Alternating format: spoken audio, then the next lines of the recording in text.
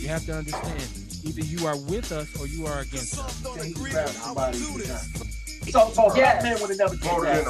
Yeah, man, Barack Obama wearing a brown suit. Okay, so it is what it is. I'm not alone. As you can tell, I got the whole familia with me tonight. Wow, wow. What's up, cat? Damn. Yeah. Some motherfucking doghouse battle cat collaboration right here. You know this motherfucker bang. Got to be. Straight West Coast thing.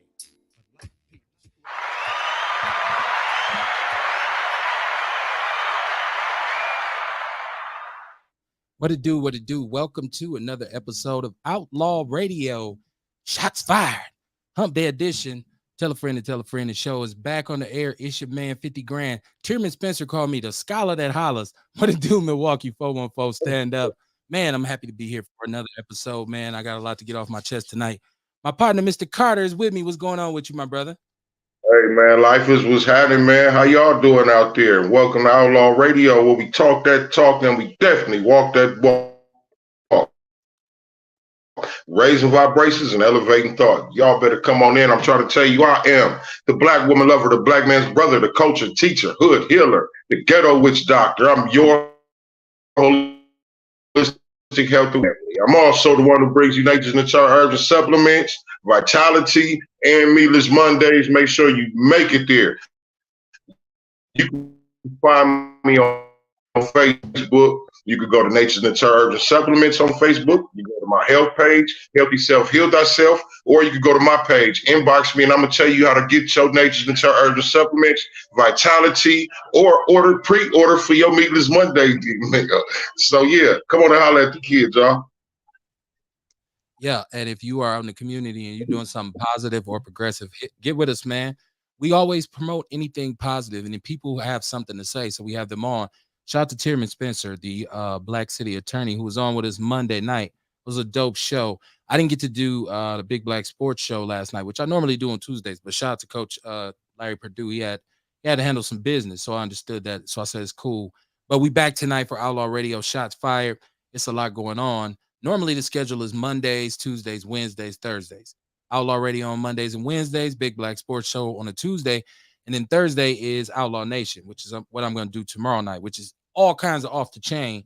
So make sure y'all tune in, man. Shout out to Armando Duckworth. I see him in the chat room early. Let me see what Armando's talking about. Doing a birthday community on June 18th. Pre-sale tickets. Oh, he got the website for the pre-sale tickets. So we'll have to share that in the group, man. We'll have to share that in the People's News Network. That's definitely some good information. Then we have Paris. Yeah, come on, why not? Kamar, you breaking up a little bit too. I don't know if it's your signal. You going in and out a little bit. He said Paris LaShawn said, "Peace, Outlaw Radio. This is Brother Che and Krumba, Frontline Black News." And okay. He said I'm gonna tap in a minute. Okay. He said, "Peace, Outlaw Radio. This is Brother Che and Kruma from Frontline Black News and Shabaka Sankor." Oh yeah, for sure, man. You know how we do it, man. Support. Check him out on YouTube, Frontline Black News. This brother's running for the mayor of Denver, actually. So shout out to him most definitely.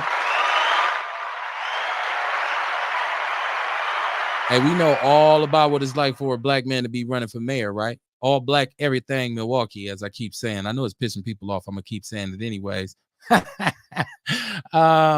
He said, yeah. So Ewok the greatest in the chat room too. He said, "What's happening? What's going on with you, E?"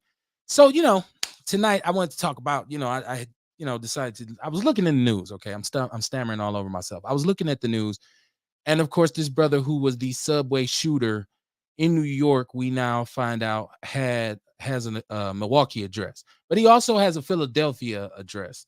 This brother by the name of Frank James, who was, I believe, 62 years old, who shot 10 people in the subway in New York.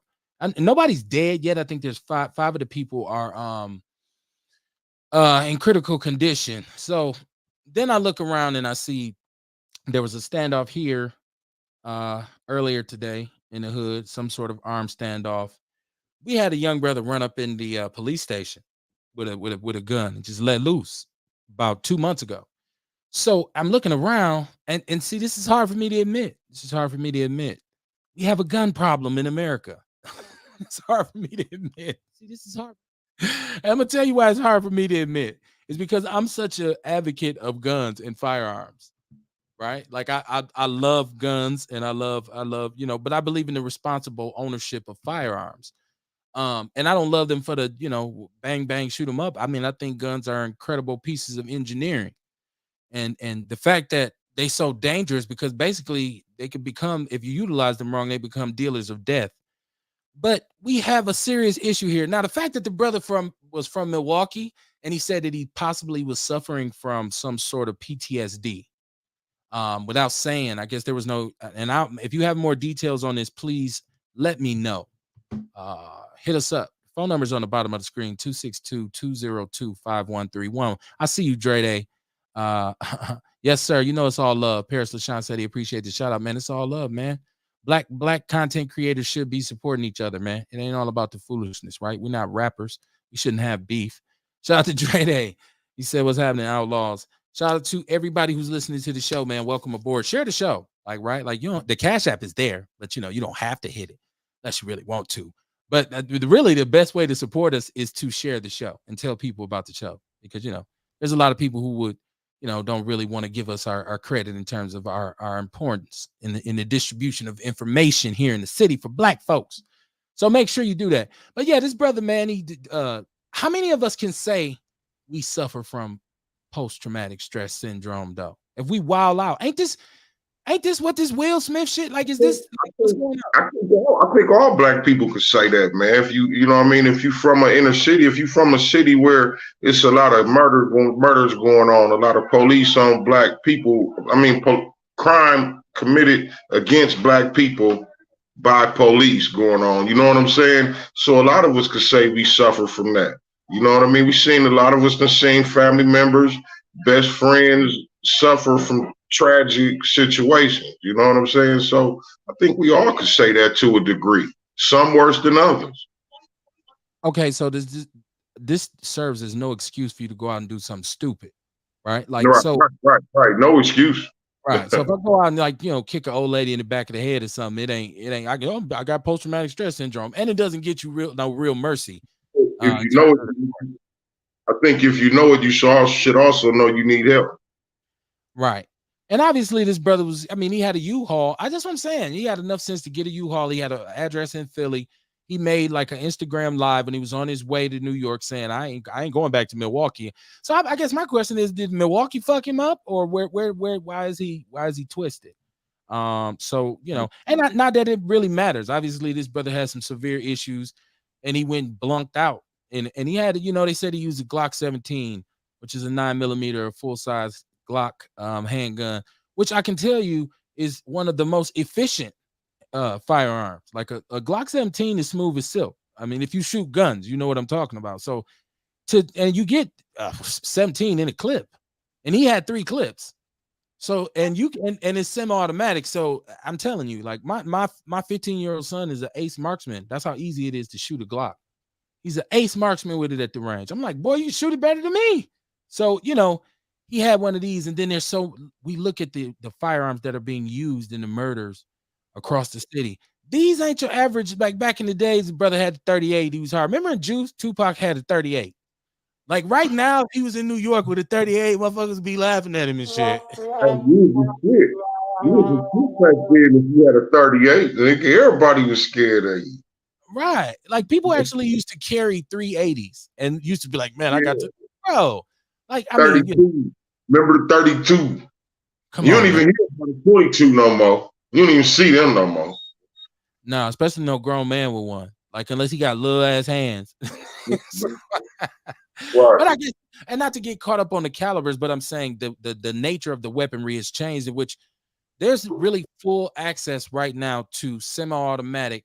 And people say military grade. Well, if you know guns, you know that these weapons are not necessarily military grade. They are military similar. Okay. You know what I mean? So, because the military, those guns are built to kill. So they're efficient. What they're made out of, the things you could do with them, the ease of access and taking them apart and putting them back together, all that kind of stuff it's on a whole other level. You're right, Ernest Walker. They all still kill. I know that. I realize hell, a rock kill, a knife kills. What I'm saying is the what Tierman Spencer kept talking about, the rules of engagement. So now when we talking about these gun crimes, you see people going into like public places with like AR-15s with 50 round clips, and that gun will dump all 50 of those shots within 3 to 5 seconds.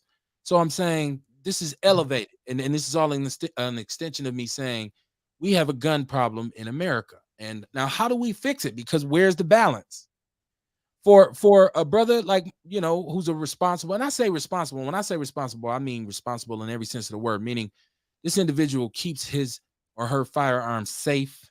And I would even say, even in terms of carrying it, they're very conscious of how they carry it. Like, as once they passed the carry and concealed permits here in Milwaukee years back, brothers just got to going crazy with the guns. Like, just because, okay, I can have it on my hip now. So, I mean, I'm in the store, brothers got like 75 shot clips hanging out from under their shirt when they walk by and shit. I'm like, really? So to me, that's not responsible ownership, because when I see that clip, it indicates to me you out here for some shit, right? Like you ain't just because if you were concealed. Hey, Kev, when that's not smart either, though. You know what I'm saying? Because see, here's the thing: if somebody know you got a gun, they're gonna be quicker to shoot you. Well, that's where I was going, because it's supposed to be concealed, right? Like, Right. because you can open carry in this state without any kind of paperwork. As long as your ass ain't no felon with a firearm, you can openly carry a firearm. But when you go and get the permit, it's to have it concealed. Once again, I'm saying this is my definition of what a responsible gun owner is. If you one of them brothers walk around with a Glock with a drum on it, why do you hanging out your belt? Like, that's what I'm saying. Just knowing guns like I do, when I see a brother with a 9mm with a 50 shot drum on it, I'm like, that's meant to kill. That's not self-defense. That's because, first of all, you don't need 50 shots. Like, that's ridiculous. So unless you just absolutely can't shoot, which means you shouldn't carry a gun, because that's not responsible either. So For the most part, you only got to hit a motherfucker one time to get them off of you. if you can shoot a gun, you know what I'm Mm-hmm. saying?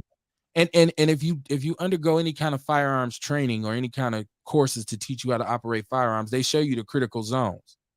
So you shouldn't fire your gun if you're really trying to stop somebody from doing harm to you. 3 shots is all you should really need. And it depends really on distance and caliber at that. Because if you up on me and I hit you with something like a 45, 1 shot is all it takes. You won't stop. You're gonna be like, oh shit, oh, whoa. So now maybe if I hit you with the 22, you might still keep coming to some if you're a bigger person, I guess. That's not the point. That's not the point. But understanding firearms too, I think, is an issue, especially for young people who have them. And we'll get back to the serial shooter in a minute. But I'm saying, like, when I see people in our community with guns, and of course you have the right to bear arms because it's part of our so-called constitutional rights, but I see a lot of irresponsible gun ownership. Now the problem here is that for all of the regulations that responsible gun owners follow, we know that there's an element of people who don't follow none of that shit, because most crimes are committed by individuals, gun crimes are committed by individuals who legally shouldn't have one in the first place. Don't get me wrong. It's a couple legal gun owners with some murder cases. I'm not saying that. But when we look at this, we're saying the people who are in the shit, who in the streets, who in the trenches, who out front, they the ones with the ridiculous. That's why I said, if I see you come in the store and you got like a 9 and your clip all the way back off the back end of the cart, dude, you must have massive drama. Like, because there's no reason for you to even. And some of the weapons, why you riding down the street with a Draco in the back seat, which is basically a miniature AK-47, right?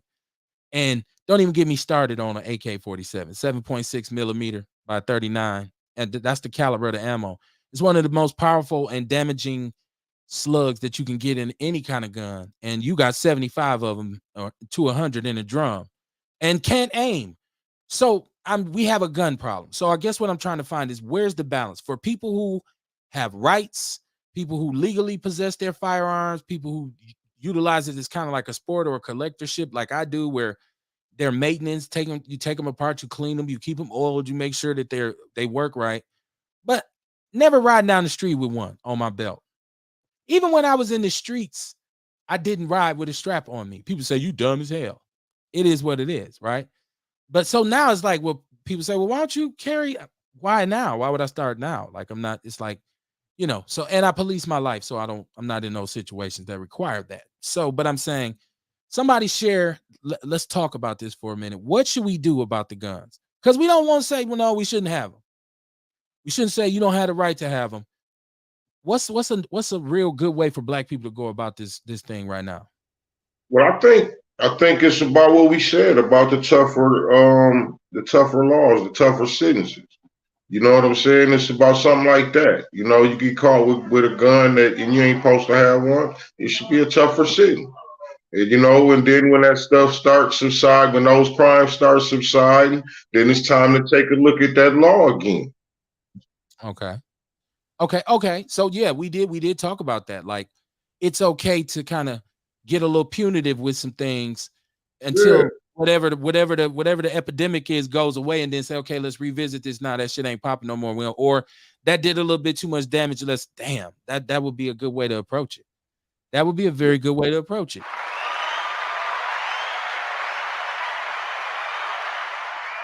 I mean, I know it's a lot of brothers like myself out there who have firearms and they sitting there thinking, man, please, I keep my shit straight for the house to protect myself and my family because you never know what's going to happen. Right. Like, so, and that's fine. And so we don't want our rights infringed upon. If I say, you know what, I got a couple pistols, but I like that one too.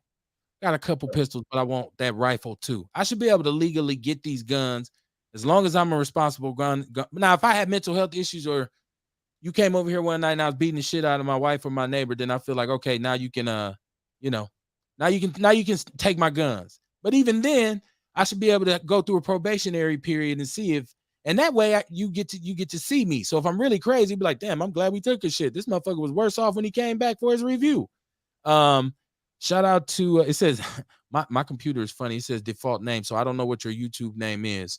Because it'll say Facebook user, and I'll say that, and the person will be like, my name Leroy. I'm like, what the hell going on with the computer? He said he agrees or she agrees. I think mental health screenings are needed. You know what? That's the line for me. that's another good one. I don't like that. I don't like that because there could be a person who has no felonies or no criminal record who maybe has been diagnosed with something as simple as ADHD or something like that. And that person will be denied, right? Like, so, I don't want to take no mental health. I don't want no examination so I can go buy a pistol. I wait 48 hours no, I don't wait 48 hours, but you got to, it's usually about 2-3 hours you got to wait. So do you think somebody with anxiety issues should have a gun?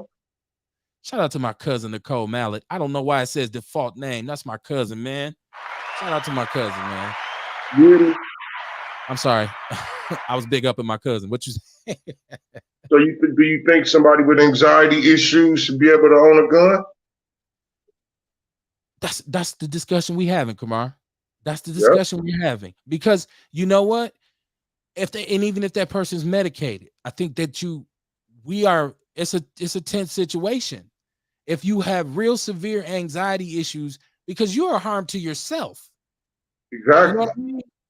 So exactly. So like a mental illness, you should be screened for a mental illness. I think. I hear you. But how often do you do this? See, you could be harmful to your family. You could, yeah, no doubt. You, like I said, you're a danger to yourself because anxiety is a motherfucker, and a lot of people, anxiety and depression. Well, if you kill yourself, so what? That's on you. But you know what I mean. I'm worried about the family. They ain't got nothing to do with it. Oh, okay. That's on you, mother. You know what I'm saying? Right. Matter of fact, I would rather you kill yourself than to do something to the family. No doubt. So this technology that we possess, these guns have actually changed everything historically. I mean, you can say one of the main reasons that there was able to be a slave trade is because of guns, right? Like That's the way everything is maintained. Like, oh, we want to guard this shit. Well, how you gonna guard it? With a gun. And that's like, the gun is like a life-altering invention. And so now we have them in technology in place. Even in the act of capturing slaves. Right. That's what I said. Yeah, guns was needed. Yeah, that's what yeah, exactly. So it's been the watchdog for everything. Like, Who made them? You said who made them? I wonder who made them. I want to look that up. I wish Courtney was on the show because she'd do it while we was on the show. Yeah, well, it's a long history that goes all the way back. I mean, I think you have to look at gunpowder first of all. Like, you have to go back to who's the first people to like cultivate gunpowder, and I believe it was the Asians. We know that metal, like all things that are metal, usually come from Europe somewhere. That's usually what they had. That's why they was fighting with swords and knives and clubs and shit and all this. Right. I think once they hornswoggled the Asians, they found that gunpowder and said, "Oh shit, look what we found." One thing is for sure, they have been kind of like the purveyors of guns. Like, they've been the ones. Usually, when somebody showed up with a gun, historically, it was a white person. Like, look, motherfucker, whether it was one of them joints where you had to stuff the barrel and all that shit, they had, so that people say, what the hell I got to do with today? It doesn't have anything to do with today. I'm just talking about the significant roles that guns play in our society. They changed the whole temperature of everything, right? When you see somebody with a gun, matter of fact, when you carrying a gun, it changes your mentality. And I know just from back in the days, like I said, I never really carried a gun, but if I was ever riding or I was with the homie who had one, we had a whole different attitude. We wasn't, and we never thought about, motherfucker, you only got one. They probably got 20. We felt like man, when you want to go over here, shit, I ain't worried about nothing. I got this big ass 4.5 under the seat. Let's roll. It's 5 of y'all. It's 5 of y'all. You ask one of them, hey man, you got the pistol? Right. It doesn't work like that anymore. These cats come, everybody got one. And everybody got a drum because they all probably went and bought them from the same place. So I'm saying we do have a gun problem. Scott Epstein said we don't have a gun problem, we have a mindset problem. That too. Well, okay. That too. Look, I talk about this all the time, man. Talk about this survival mode mindset. Okay. You know what I mean? You got a lot of us, a lot of black people in the community who stuck in this survival mode. They trying to survive out here. So they willing to do anything they can to get it, cross anybody out or whatever. You know what I'm saying? And you got some people who don't come from that type of mindset, or who's not using that type of mindset, I should say. You know what I mean? So mindset has something to do with it too. Okay. So once again, when we start talking about solutions, because as much as I love guns, I see the issue with them in our community, right? Like, and as much as because once again, I don't love guns because I'm a murderer or I want to be a mercenary. I just like how guns function. It's just like how you love a car. Like, I love the way that car run. So, and there's people who feel that way because I got some homeboys who feel that way, super passionate about it, like building their own guns, like ordering custom parts. Like, man, you should see the AR built. Like, it's like, okay. And there's I guess my wife said, as a little boy, we always got to have our toys or whatever. But I grew up with my father I used to hunt and fish and stuff like that. So a gun wasn't just for protection. We went and killed stuff that we ate with it. So it's like having a fishing reel. Like, is that a murder? Somebody got killed with a fishing hook. We need to ban them. But California is living under some crazy laws where like they can't have, I think, over 10 shots in a magazine in a gun. So like, but they've had some severe, we talking about, Los Angeles with severe gang issues and shit like that. But they can't get, most of the time when you get a firearm, it'll say comes with 30 round magazine unless you live in California. Motherfucker, you got 7 shots. It's a lot of mass shootings out that way too. Yes, there's a lot of shooting, period, in California. So I can understand them having that law. That ought to be a law anywhere, because why do you need that many bullets anyway?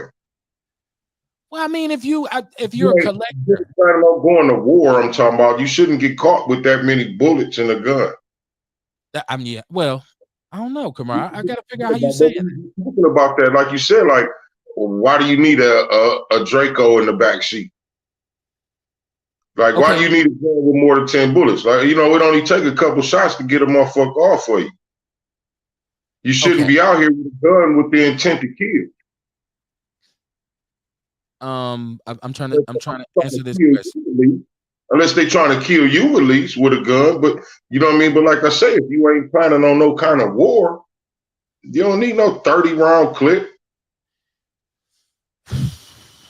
I I live by the mantra is I got one because you got one, right? Like I feel like Do you there's a ride around with it?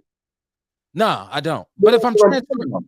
But but if that's I'm what I'm talking about. transporting, but if I'm transporting it though, if I'm on my way to the range or somewhere and they pull me over with it, it's like, oh, you don't need no gun with this many shots. Like, well, hold on. So But you that's what also I'm saying. gonna be transporting it right though. Like your clip ain't gonna be in the gun and shit. It's gonna, you know what I mean? You're gonna do it like you're supposed to. It's a different. Okay, Again, you know what I mean? Like we say, like we talking about people who just riding around with this Draco in the back seat. Like, you know what I mean? Like, man, you don't need that unless you right. planning on some kind of war or you got some kind of shit going on. I So, so agree with you. what I'm saying is, like, you really don't need no more than 10 shots. Like California got that law. I agree with that law, is what I'm saying. Okay. So since we've been on talking about this, you endorse mental health screenings and small clip requirements, Yep, small magazine requirements. yep. I gotta say, we couldn't. I never thought me and you could disagree more. Like, about this issue, I wouldn't think we was that far apart. But I Because should have. I'm looking at it as like a safety thing, the Okay, safety for the civilians out here, right? You know what I mean? Like I said, we got a lot of mass shootings. People just like the dude in the subway. You know what I mean? He got all these fucking bullets and guns. I mean, you know what I mean? You shouldn't have this shit with you unless you planning some bullshit. right. I'm with get it. Yeah, how you should be able to have a gun on you for protection. You should be able to have whatever the fuck you want in your house. We got a If I caller. want if I want 1,000-round drum, god damn it, I can have it. We got a caller. Caller 480. You live on Outlaw Radio. What's your name? Where you calling from? Did we lose the caller? Hello, caller. I think they must have clicked off. But yeah, Uh, but you know what I mean? But I think at home you should be able to have whatever you want for protection. But I don't think we need to be moving around like going to the grocery store with a 30-round clip in our pocket. no, I agree in that regard. I guess okay. So this is why it pays, or they say it behooves you to discuss things because I in that sense I do agree with you. Like you don't need, yeah. I was thinking more along the lines of if you go because if you take if you take rights from somebody, it seems like more than that, just that person usually ends up with their rights infringed upon. Caller 480, you live on Outlaw Radio. What's your name? Where you calling from? Is this my fault? This is entirely my fault. This is my fault. I'm sorry. Go Can you ahead. hear me? Yeah, I got you. I got you. I got you. My fault. Oh man. What's going on with you, man? I'm chilling, man. I'm wondering what's going on with my cousin. No, I had I'm to. like, man, I'm like you. I want him because they got him. Right. Okay. I mean, the problem is, I wish dude was out here where I am, man. You see these white boys with all kind of crazy. I mean, if I didn't need it, I wouldn't want it. But man, Right. these white boys screaming Civil War and talking about all kind of stuff. I'm just around the next election. You better be ready. I think every black person needs to have it. But that's what I'm saying. I ain't against having more shit like that. I ain't against it. I'm just talking about like we was talking about the brothers walking around with these long ass clips because they could have a gun. You know what I mean? Like you really don't need that much. You know what I mean? You don't need not just on an everyday basis, going to the store, making runs, running around, doing whatever you do. I mean, come on, man. You scared. No, you don't need it for that type of stuff. But I mean, at the end of the Yeah, day, you do need that shit for protection. I If, mean, you know what I'm saying? Somebody come to your house or whatever. You Hold do on. need it. We talking over each other. I'm getting confused. Y'all know I ain't my attention span like a tick's dick. It's real short. What'd you say, Ant? Because you was in my ear and Kamara's in my ear at the same time. It's like sitting in No, between two dudes all in a I'm car. saying is, I get what he's saying. You shouldn't have to need them, basically. But the problem is, we do need them. And I'm not look. I mean, I get what he's talking about. But the simple fact, you look at it like this: a criminal is not gonna care about the law anyway. They don't care about the law anyway. So they always got the unfair advantage. You know. Right. So at the end of the day, I'm like, hell, you got 30, I need 60. You know, depending on how many it is, y'all. You know what I mean? Right. Cause I can keep it 100, man. Hey, listen, I'm living up in here. I got 100 rounds. I got 100 rounds coming here. And where you say Hey, hey, but you ain't riding around with that 100 round. No. That's what I'm saying. That's all I'm saying right there. see, we get back, we talking in circles now, because now we getting right, we going off and then we coming back to the same point. Because but the whole point of this is, and I think Dre Day in the chat room made the best point. He says we got to watch where we get a government power to suppress. Next, it won't Correct. be because they'll take you from little to none, and then we'll have Black Wall Street all over again. Because I keep saying, how come they ain't had no goddamn rifles? Rail, what's good with you, my brother? What's happening, man? I just seen the message. I was in the basement playing my shit. Hold on, Ant. I'm sorry. Yeah, Rail just stepped in. What was you saying, Rail? Oh no, I was saying I just seen the message. I was down here in the basement planting my okra and shit, get ready for this gardening year. But then I heard what y'all was talking about, and nah, man, honestly, I've seen situations where a minor ass fender bender turns into fucking Beirut. So I would ride around with a 100-round drum because you never know. You never know. A slight ass little fender bender at a stop sign can Hey, turn into some bullshit. Hey, Real, do you? Do I? Yeah. I mean, I won't confirm or deny. But you need some shit to let off while you run into your truck to get the real shit. I mean, we in Milwaukee, man. We in Milwaukee, G. Like and my kids now it's to the point where I got boys that are about to be 17 to 18. You know, so I remember seeing motherfuckers pulling up on the block 3-4 cars deep looking for nothing but bullshit. So I mean, in my mind, as a man and head of my household, I gotta be prepared for whatever comes against my household. And if a motherfucker got a tank out there, I need a tank stopper. Yeah. I love that's why stay ready. So you But I ain't finna be, yeah, I get that, but I ain't finna be riding around with the tank stopper. Shit, That's you all might I'm meet saying, it at the man. stop Like, sign. yeah, we You need know what I'm that saying? shit at home. That's what I'm We saying, need man. Like that shit at people, home. That's what I'm saying. We need it. Yeah, I ain't saying we don't need it. All I'm saying is we don't need to be riding around with that shit on a regular basis. and I definitely feel what you're saying, fam. But to that, I say bullshit has no schedule. You may just, man, motherfuckers just riding to the laundromat, to the gas station, just thinking, look at Dolph. Dolph thought he was about to just go get some motherfucking cookies and end up gone. You know what I'm saying?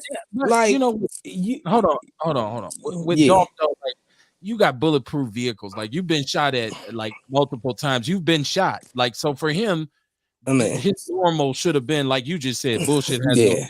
And you also glorifying the lifestyle. You preaching the lifestyle. You speaking I mean, certain. yeah, You know I what I mean, mean? most definitely. Your words But we do can't have forget power. hey, we can't forget this a whole spiritual demonstration too. For sure, Right, for so that's sure. why I mean, that's where I want to go for next. sure. Now, Ant is in Oregon. Ewok said that's a Arizona area code. This is my brother probably. Ant, did you ever live in Arizona?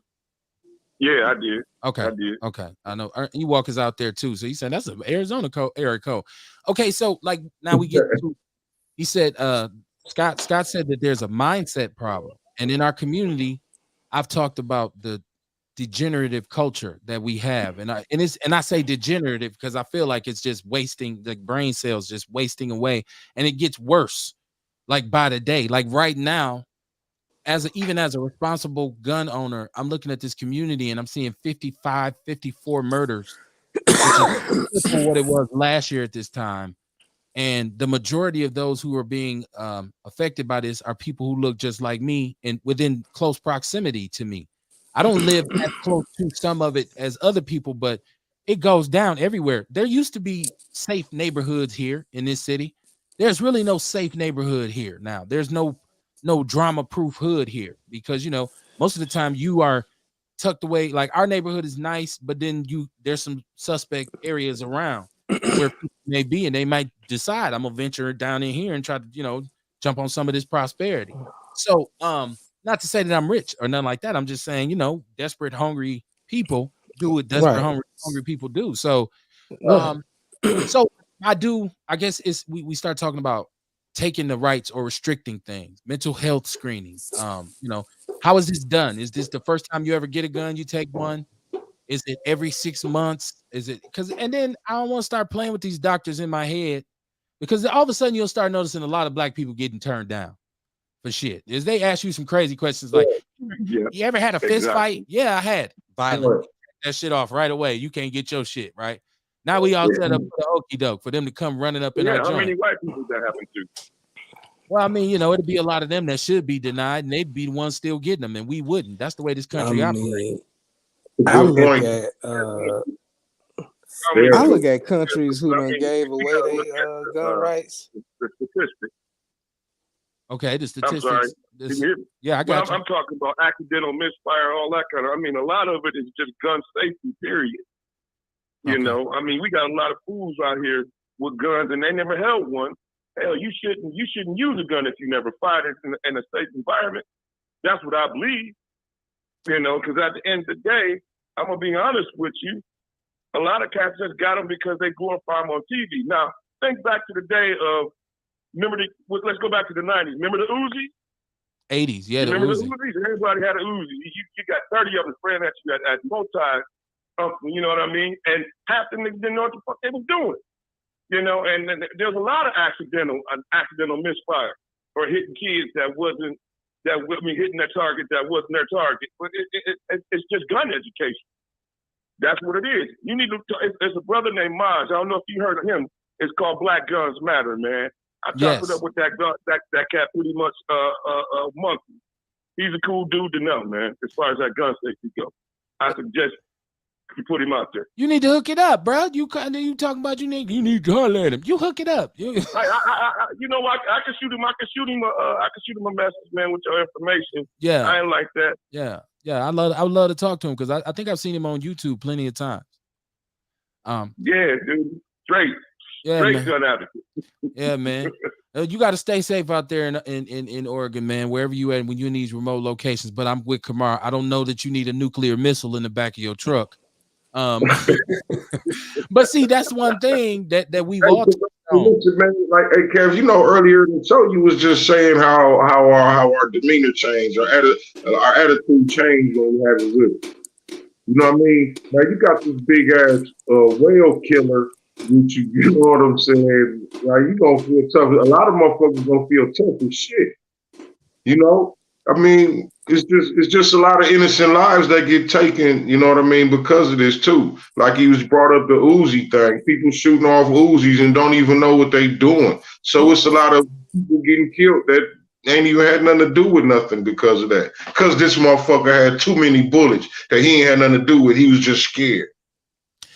Our country, the gun is synonymous with America. You have to understand every historical period has a firearm that represents it, all the way back from, like I said, the muskets to the how the West was won with the revolver 6-shooters and the lever action rifle, to you getting the Chicago typewriter Tommy gun, and then you get to the M16, then you get to the Uzi, the AK-47 in the 80s, up to now, where's the AR-15 that's king. Like when it comes to assault rifles, and the crazy part is they so mass produced that you can really get a quality AR-15 right now for about $700 that back then would cost you about $2,000. So the availability is there. And there's actually firearms dealers who they can circumvent the paperwork. Like so these firearm dealers, licensed firearm dealers, can come in your living room with a briefcase. You know why that is, kid, right? Why's that?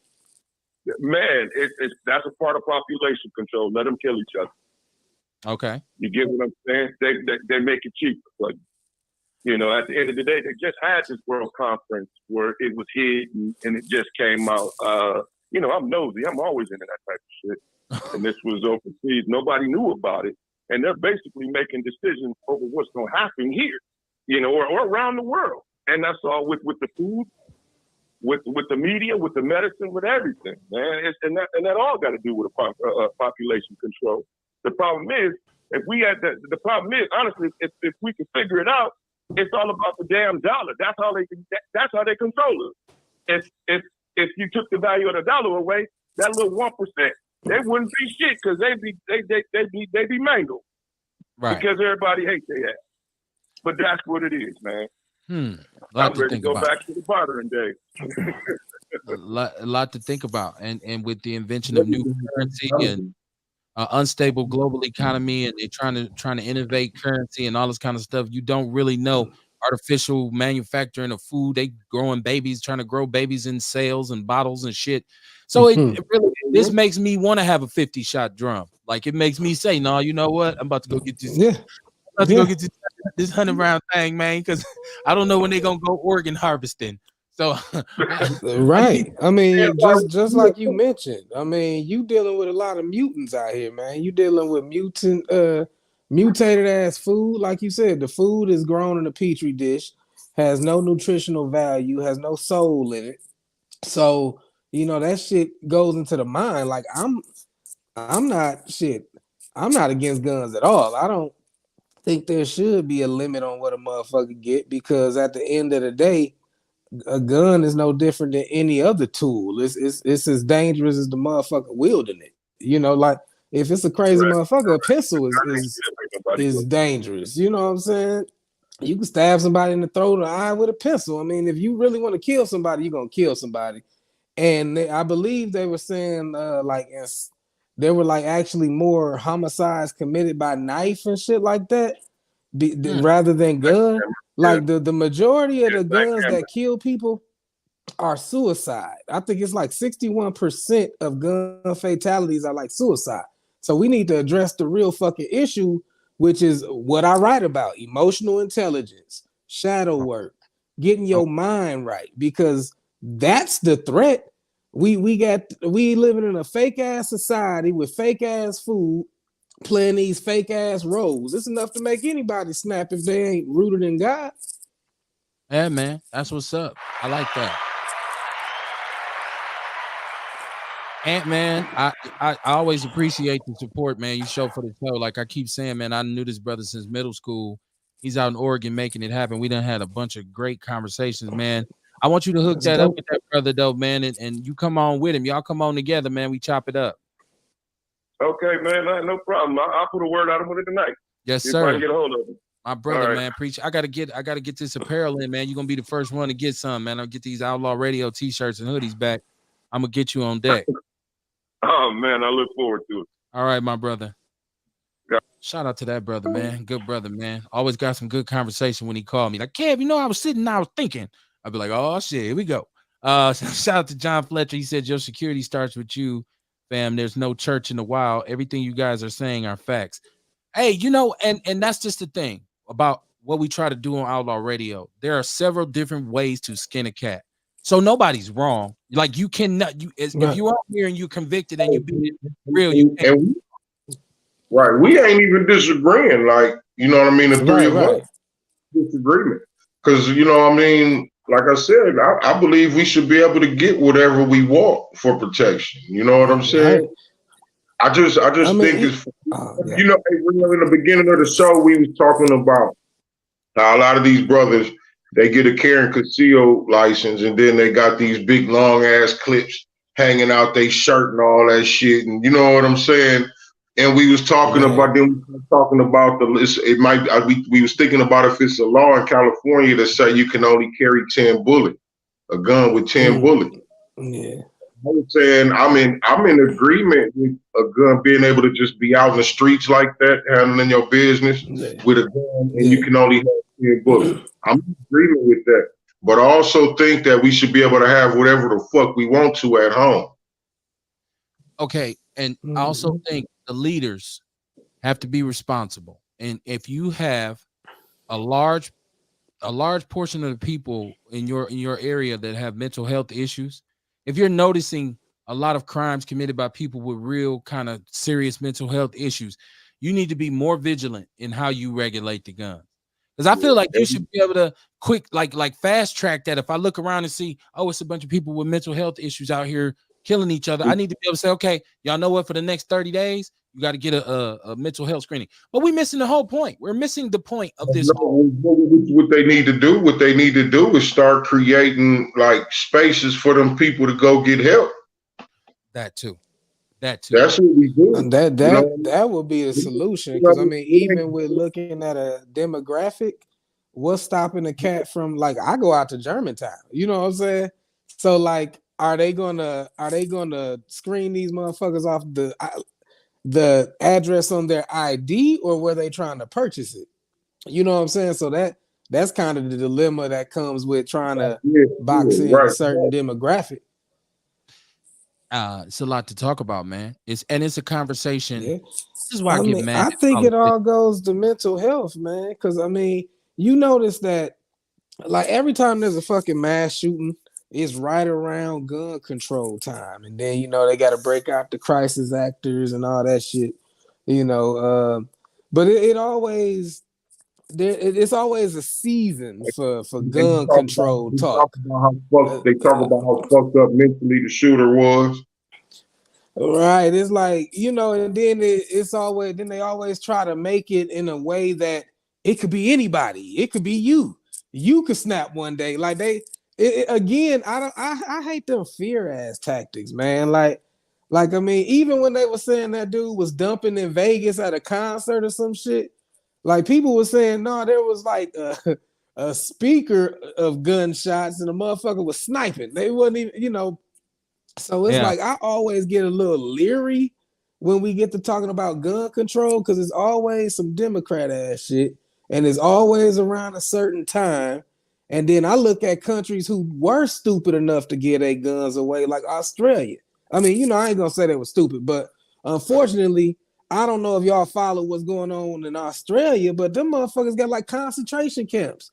New Zealand, concentration camps for COVID and shit. The shit that the shot didn't keep people from getting sick over Christmas with.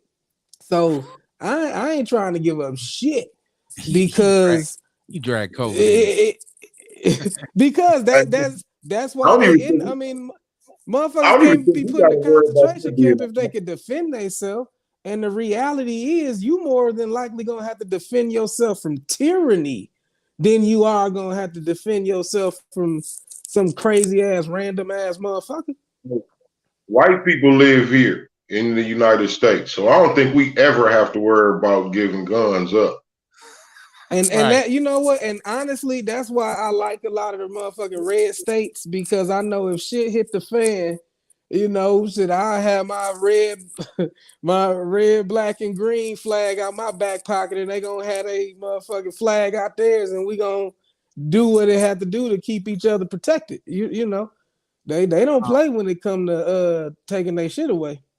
Ace Cooley said it's always white folks doing the mass shootings, but these white motherfuckers won't admit that. Wait, we just was talking about the brother I who did think it they in New was just York was showing this black. dude was black. Yeah, well, That's what I'm that saying. That's what I'm allegedly telling. like that the That's what I'm Manchurian telling Ace. candidate right now is black.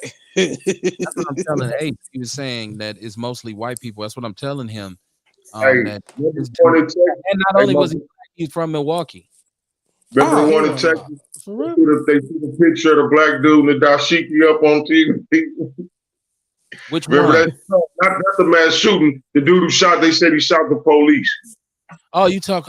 What's that brother that they burnt up in the Can't house? remember his name, man, but they threw a picture of him in the dashiki up on TV.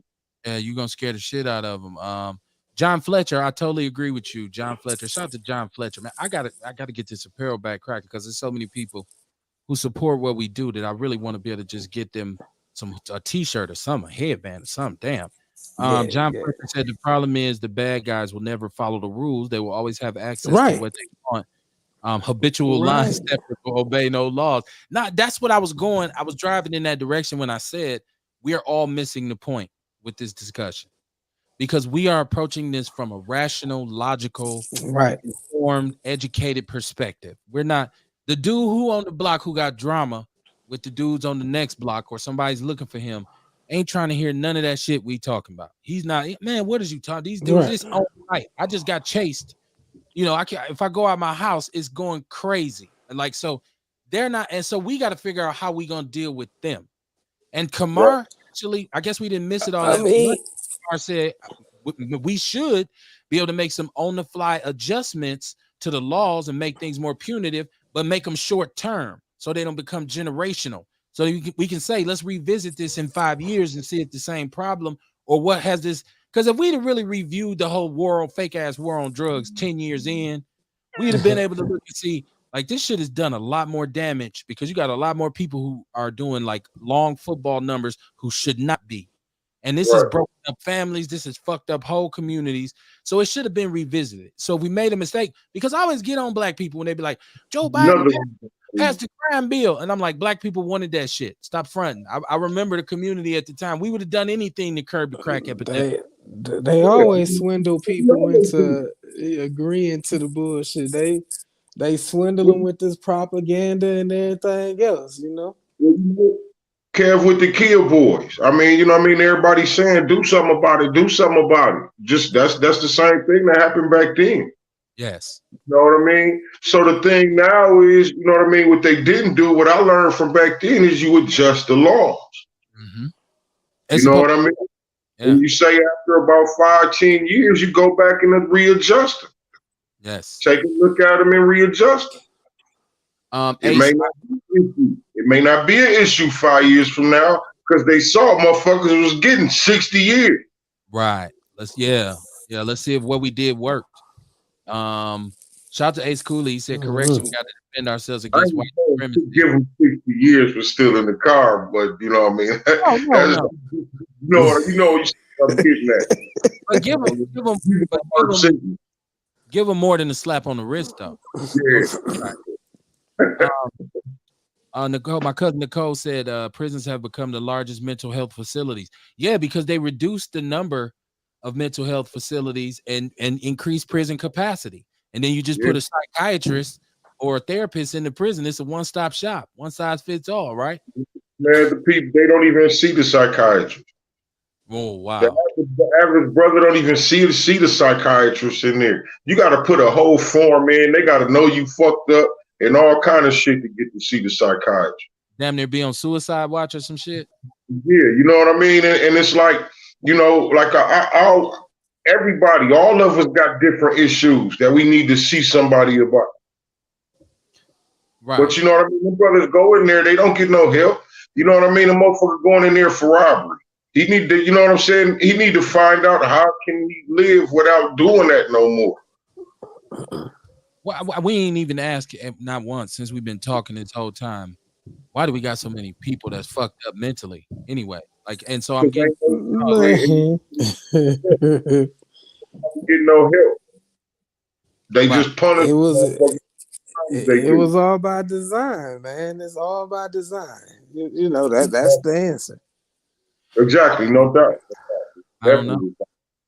The design is working, and we can't for some reason.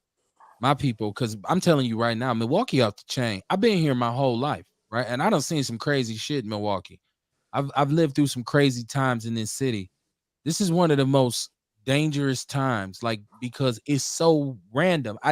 When I was younger, I always talk about crime was pretty specific. Like the criminals were at risk. Gangbangers banged on gangbangers, you know. Every now and then they get somebody or whatever, but then dope dealers banged with dope dealers, and you knew where those areas were. But now it's all over the place. Like it ain't no right now. That's why I say there's no safe haven here. I'm gonna move to Wauwatosa. You get murked at the mall. You get murked at the gas station. It goes down, or you run into a mass white shooter at the post office one day. So it's a dangerous time to live here. And so I do think in some cases, some people where they live at are warranted to keep that thing real close to them. Like, man, never know what the fuck finna happen around here. So I mean, you just never do, man. Like, I mean, shit. Especially if I'm outside with my children, it's on me. You know, because but people usually don't know that shit because I'm not one of them dudes. Like, I was raised that you only pull it out if you about to use it, because otherwise you just gonna piss a motherfucker off. You know, so right, I don't advertise nothing because it's a last resort. Like, you know, in the class they tell you when you shoot somebody, expect to go to jail. It's just that if you got your ducks in a row, you may get out sooner versus later. wow, But you pop somebody, whether you registered, a lot of licensed, paperwork. all that shit, they're You gotta taking go your there. gun. Yeah, you Yeah. you gotta get they taking your gun because it's now evidence. If you don't kill the motherfucker, you're gonna have to pay medical bill. So it's like I'm an overthinker anyway. But you know, like in the class, they was like, you only pull that shit out if jail is the best option. You know, jail, I'll rather be in jail than my child get hurt. Right. I'll rather be in jail than whatever. You know, if you can't say that shit, leave that motherfucker up because you know, it's like, but this is what they tell you in the class. I just never put my I never sent it off to get my permit because at the time they was talking about legalizing cannabis. And you know, in some states where they got CCW and medical marijuana license, you can't have both. You gotta have one or the other. See, I'd rather have weed than a gun.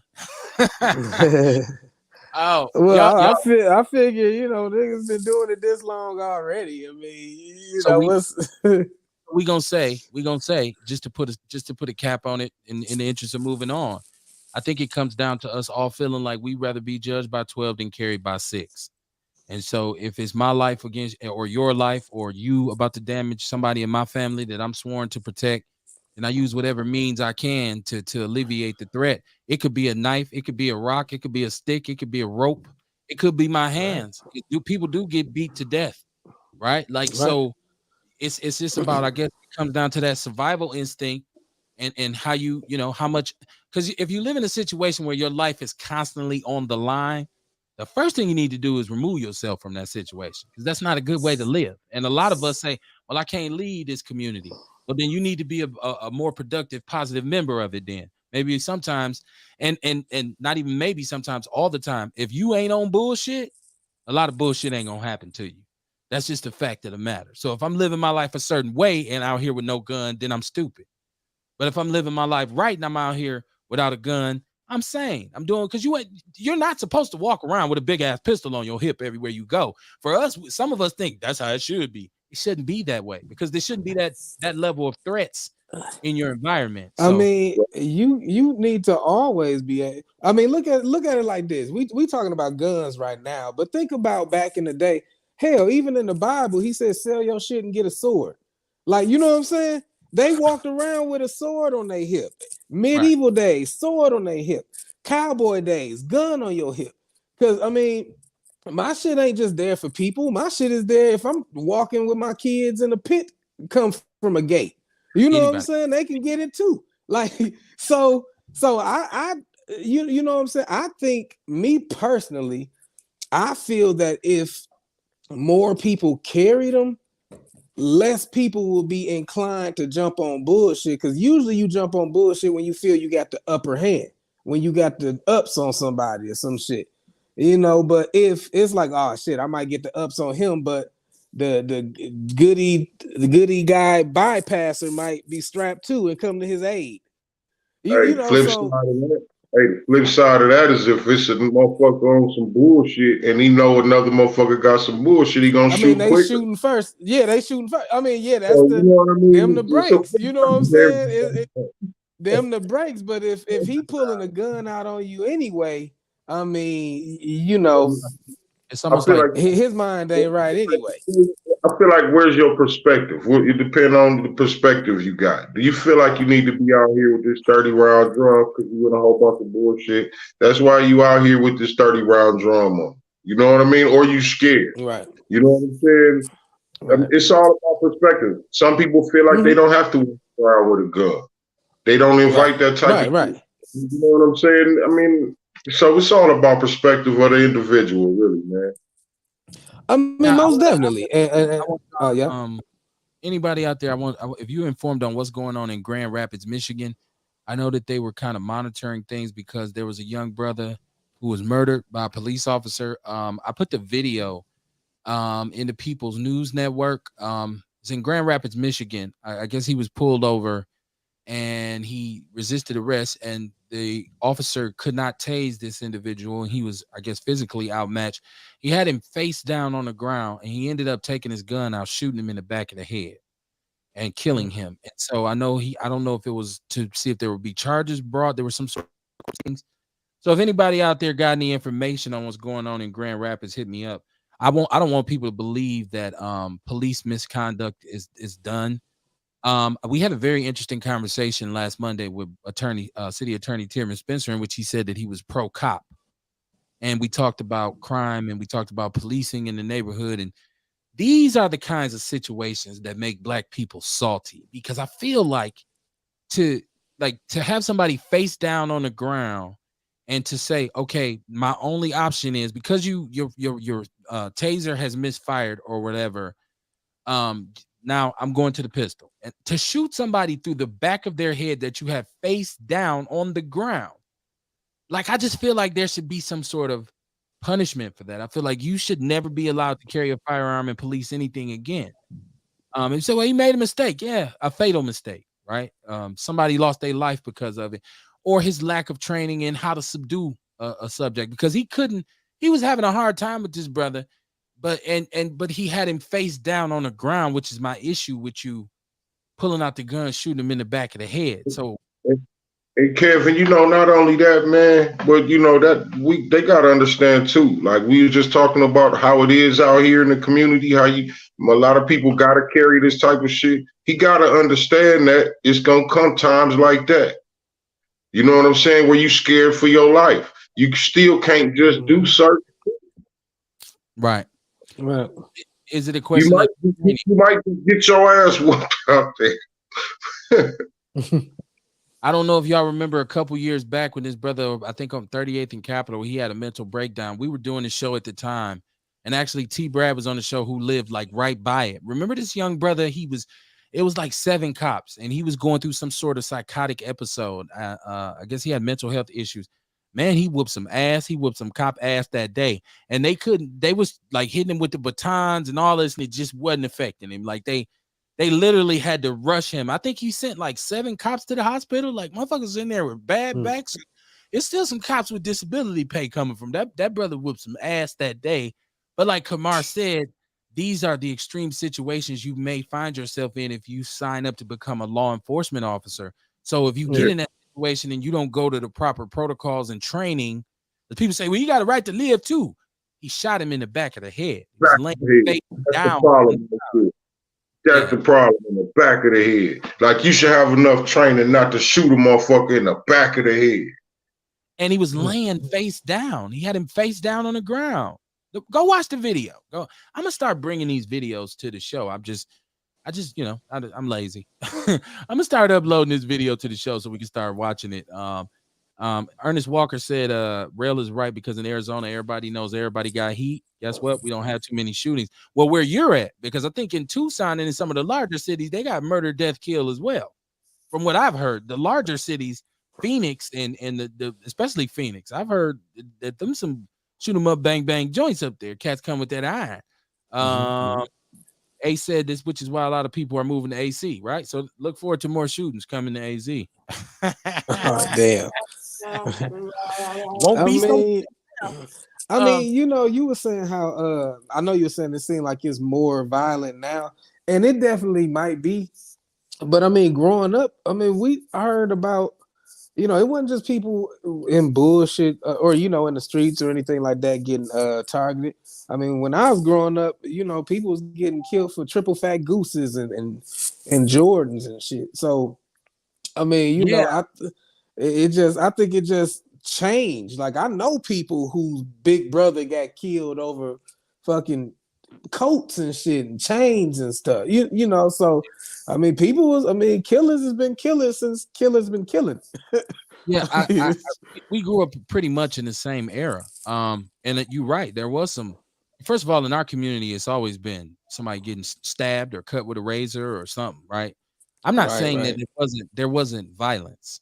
What I'm saying now is the amount of youngsters, 14, 15, 16, women, children that we see now in such egregious acts.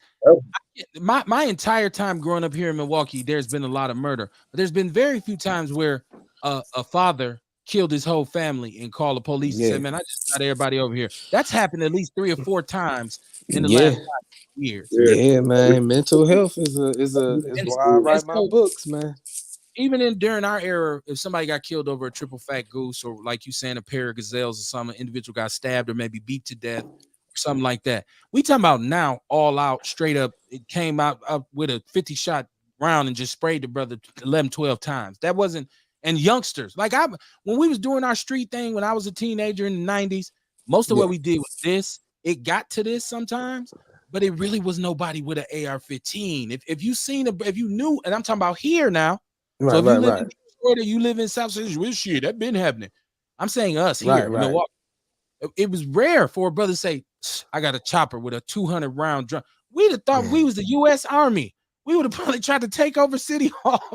We had never seen no shit like that. I didn't see most of these high power firearms until I got grown and was able to go and buy them legally myself for my own personal use. No, and we ain't had no access to no big ass 4.5s and 50 shot like me and Kamar was talking about. Brothers had 380s, 25s, 30. If you had a snub nose 38, you walk around, you thought you was goddamn Miami Vice. I didn't start getting all that other shit till I got out just right after high school. Right, I right, right, mean, that's when all that when brothers started getting hip to the gun shows and all that type of shit. right. You know what I mean? That's when all that type of stuff start coming to the city. When brothers start getting hip to all that shit. Damn Chicago. um, I want to, you know what? I've been feeling a certain kind of way about something else too that I want to talk about with y'all. I feel like this is something I could talk with the brothers about on Outlaw Radio, because we live in this time where we and shout out to all my brothers who got these 9 to 5s, like myself, who got to go and sit. You gotta do what you need to dance a certain dance to get your paycheck. We keep allowing the conversation about diversity, equity, and inclusion to keep coming up. And if most of us who got jobs now, your job say tomorrow we're gonna have diversity and inclusion training.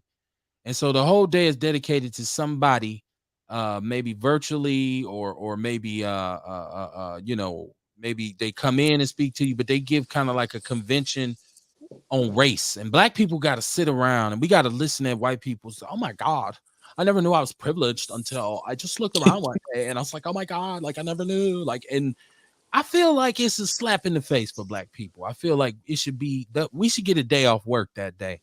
If I'm sitting in that meeting, if I'm sitting in that training and I'm forced to listen to this liberal woe is you poor black man bullshit, and the crazy part about it is most of it's just lip service, because when you start looking up motherfuckers addresses, in particular with social services and education, and we talk about, that's why I always laugh when we hear, well, we're going to come up with an anti-violence initiative and we're going to start a nonprofit agency and we're going to put money into more community organizations. If you look at most of these organizations, they are administrated and ran by some white people who do not live in our community, do not live in our city, have no vested interest. And in a lot of cases, they are individuals who are not even from this state, not from Milwaukee, and not even white people who fuck with black people.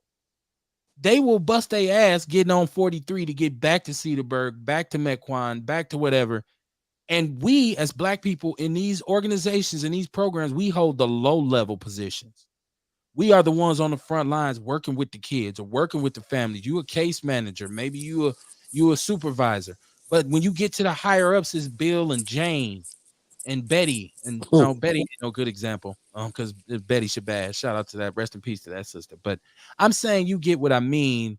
And I feel like it's just lip service if you're gonna tell me you now understand your privilege and you understand why black people are so troubled in this country. And then at 5, you say, up, time to go. And you get your ass back on the goddamn freeway and shoot back out to the suburbs, right? Like, so, and I keep saying, I feel like there's a conflict of interest for anything to really be done to help us because a big part of our state economy up north is funded by prisons. And a lot of those small towns that do not have cows anymore, that do not produce cheese or chickens or cranberries or whatever the fuck they was making, that shit's gone the way of the dinosaur. And so now, what's the big thing up there where everybody works at? They all work at the prison. Go through Madison and see the headquarters for the Department of Correction. None but new whips in the driveway. I mean, in the parking lot. I've gone fishing in Madison before and watched these cats come with their pontoons and their huge boats and their brand new trucks getting in the water. We all fishing from the bank. We gonna fish off the rock. We gonna fish off the wall, right? They going past messing up the water in a motorboat. They're making that money working in prisons, right? So it's a conflict of interest for anything to be done because if that percentage of that prison population for black people goes down, they got to start laying people off in Black River Falls, in And a lot Green, of wherever they're at. Go ahead, brother.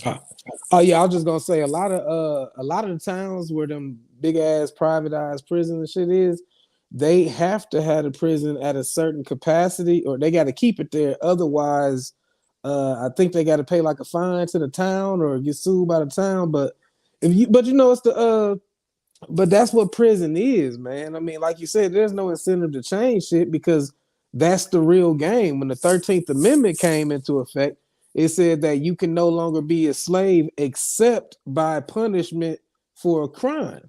So, this is just modern day slavery shifted over to the new means. Like you said, they first off, it could be a town of maybe 500 people. If they got a prison of 20,000 people, they're now a town of 20,500 people in the eyes of the state and for funding and shit. So I mean, it's all a business. Hey, then you got to understand too that prison is producing a lot of resources for that town. Exactly. Tables, all kind of shit. That nice ass furniture. I remember I was in prison, right, laying in my cell. The motherfuckers came and told me, Mr. Carter, you're voluntarily unassigned. I'm like, what the fuck that mean? Dog was like, well, you don't have a job. Here, you either have to work or go to school. Right. You have to work. I'm like, no, I'm straight. I'm just going to watch TV and do my time and go home. Well, you either going to go to the hole, go to work, or go to school. I said, well, shit, where the school at? Because I ain't working for you, motherfucker. Okay. But you know what I mean? I just said that to say that, you know what I mean? It's a business. If they got you there, they want you working. Just like a slave. If they got you, you got to be working, nigga.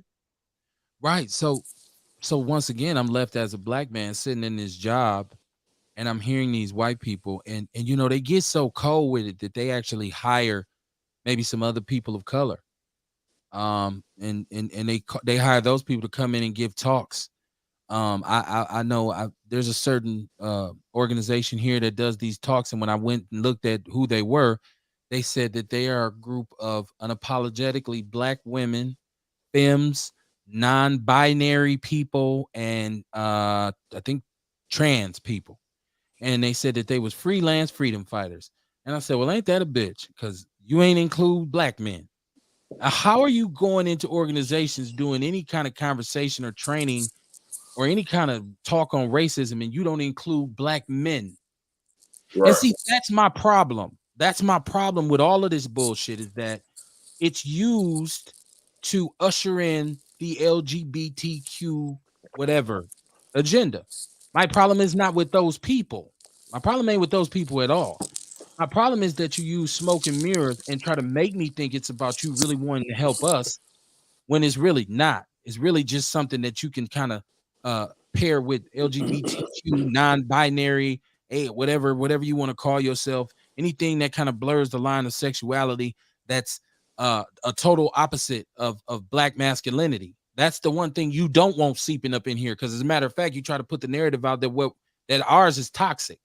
That masculinity is toxic and that is so harmful and men's attitudes are horrible and all this kind of bullshit. So I'm going around the world to come back to the same destination to say, like, I'm sitting in these trainings as a black man and I'm thinking, there's nothing you have said today that enlightens me. There's nothing you have said today that I did not know or was not aware of or have not dealt with in the workforce in society. Why am I here? I feel like these should be optional days for us, right? Like I feel like these as a black person, I don't need to sit and hear because I don't really care to sit and hear white people admit that they know they have privilege and they're sorry. I'm sorry, Kevin. I just I watched Good Times and I couldn't believe James died in Mississippi. Like it's like the stupidest shit I've ever heard in my life. And so I'm sitting here thinking, but you're not gonna do anything about it. Like the county, and shout out to DC, who's been on the show, has been a friend of the show in the past. He got the big job, ain't heard from him. You understand? Well, I did talk to DC. He said, call my people and set up my interview. Why? When I used to call you and be like, DC, come on. All right, bro, I got you. I know things have changed. You got people now and shit. I get it. But so he's a black man who is the county executive. And the county said this is a health issue for us. This is a health concern. And we're going to do racial sensitivity training. Do y'all know that there's actually a county Office of African American Affairs? Somebody please tell me what the fuck they doing. Okay. So you went to the county and you gave them trainings on racial sensitivity and diversity and inclusion. I'm guaranteeing you was talking to a room full of mostly white people. The thing is you didn't change the hiring process. So 2 years later from the time you said it and we do the same training, I'm guaranteeing you to be the same white people. So I feel like you pissing in my face and you telling me it's raining, right? Like, so it makes me mad. It makes me, and when I'm at work and I'm pissed, right? Like, and people like, damn, Kevin's just, it's just an angry guy. He's just, motherfucker, you just made me sit through 2 hours of where you went back and said, in the early 1800s, most African Americans lived in slavery in the antebellum South. That's how your goddamn documentary start. I don't want to watch this. Excuse me. Can I go? I remember back when I was in school, man, we used to have to watch Eyes on the Prize, and they made us watch it every year. You talking about cutting a goddamn fool when it was time to watch. I'm not finna sit here with y'all and watch with white people, and then afterwards they cut the tape off, and it's like silence, and they're like, "What do you guys think? How do you feel?" Motherfucker, how do you feel? So I'm insulted. I am insulted by a lot of this because I know it's nothing that's going to create any kind of change for us because you're not changing your hiring practices. Guess what? Your exclusion, well, the way you exclude us from financial opportunities is part of the biggest problem. When you get all that other bullshit said and done, what we really need is some bread so we can start fixing shit for ourselves and stop waiting on grants and handouts and shit. How you gonna not trust us to work with us, man? Man, I could really set some organizations on fire if I really start naming positions and places that got somebody working in our community with whatever it is, the issue is serious. And they're not black at all. And they don't live in our community. They don't even fuck with us. You see a picture of them at their cubicle or in their office, is them and a bunch of other white people like, no black. So, right, Disneyland. We were at the Dells. Oh, we had a cabin up north, and we were just bad. We were just trout fishing in the river up. Yeah, what? Okay, but then you do social service work in the ghetto from Monday to Friday. I ain't paying the $5, man. I don't do bananas and tailpipes, right? I don't give them, so I don't take them. Shout out to my cousin. She said, Nicole Malice. She said, "Yep, LGBTQ shows up when we making progress and bringing white privilege to light. The gay movement is not a black agenda item." Thank you. Thank you. Thank you. But you know what? They got us in a position where we can't even say that. Because you know what? If I'm in one of them meetings and they start talking about an LGBTQ and trends, and I say, hold on, man, that don't got nothing to do with my rights as a black person. That whole goddamn building finna collapse. Because first of all, a lot of times facilitators be like, well, I'm so offended at that because I'm gay and I'm motherfucker. I don't care. I'm not talking about who you have sex with. I'm talking about when we talk about rights and people who are excluded and people who are discriminated against and quote unquote oppressed, right? And so anything you're doing that doesn't involve black men being allowed to be black men, there's an issue. That's why you watch this shit with this Black Lives Matter shit. I always say, agree with it as a slogan and a statement wholeheartedly. The organization, don't support that. Don't ride with that. Not a member of that. Have no apparel with that on it. because that's not an organization that was created for us. It was an agenda item. We were more of kind of like a sidebar. I feel like gay people got together and said, how can we really get our message across? You know what? We start saying black shit with it too. And let's get some gay black people. Well, you Okay. know what Black Lives Matter, man. Those sisters, what they did was they just took it and coined the phrase and Right. made an organization out of it. So when it was time for the cash apps and people to donate money to Black Lives Matter, they had a whole organization. You know what I mean? They was actually smart shit. But you know what I mean? But you're right, we shouldn't get behind that. You know what I mean? Because that's exactly what that was. They was just somebody who was smart enough to coin the phrase and start an organization. Right. And Ace Cooley said the LGBT community does not care about what's right. They only care about what they think should be accepted. I'd rather deal with a straight a straight up racist. At least I know where I stand. Okay. And use that money for their agenda. Hey, just got a $6 million. They just got caught with a $6 million mansion. They use our struggle and get the money for our struggle and use it for their agenda. And once again, this is not about being a homophobe or a transphobe or whatever kind of phobe that they make up now, because I have no phobia for people who have different sexual orientations than myself. What this is about is separating the lie from the jive, right? And keeping this conversation focused and centered on what it's supposed to be about, which is the liberation of black people, people of color in this country, descendants of the slave trade and Jim Crow South and all these kinds of things. The people who were held down systematically for so long that they almost were unable to take care of themselves once they were freed. And even when they freed them, they said, well, you know, you just ain't got to wear no chain no more. Your ass still got to stay over there, or you still can't have no job, or you still can't go to school. Like, it was like, that's why y'all gonna make me Abraham. And I don't knock no group of people for wanting more. No.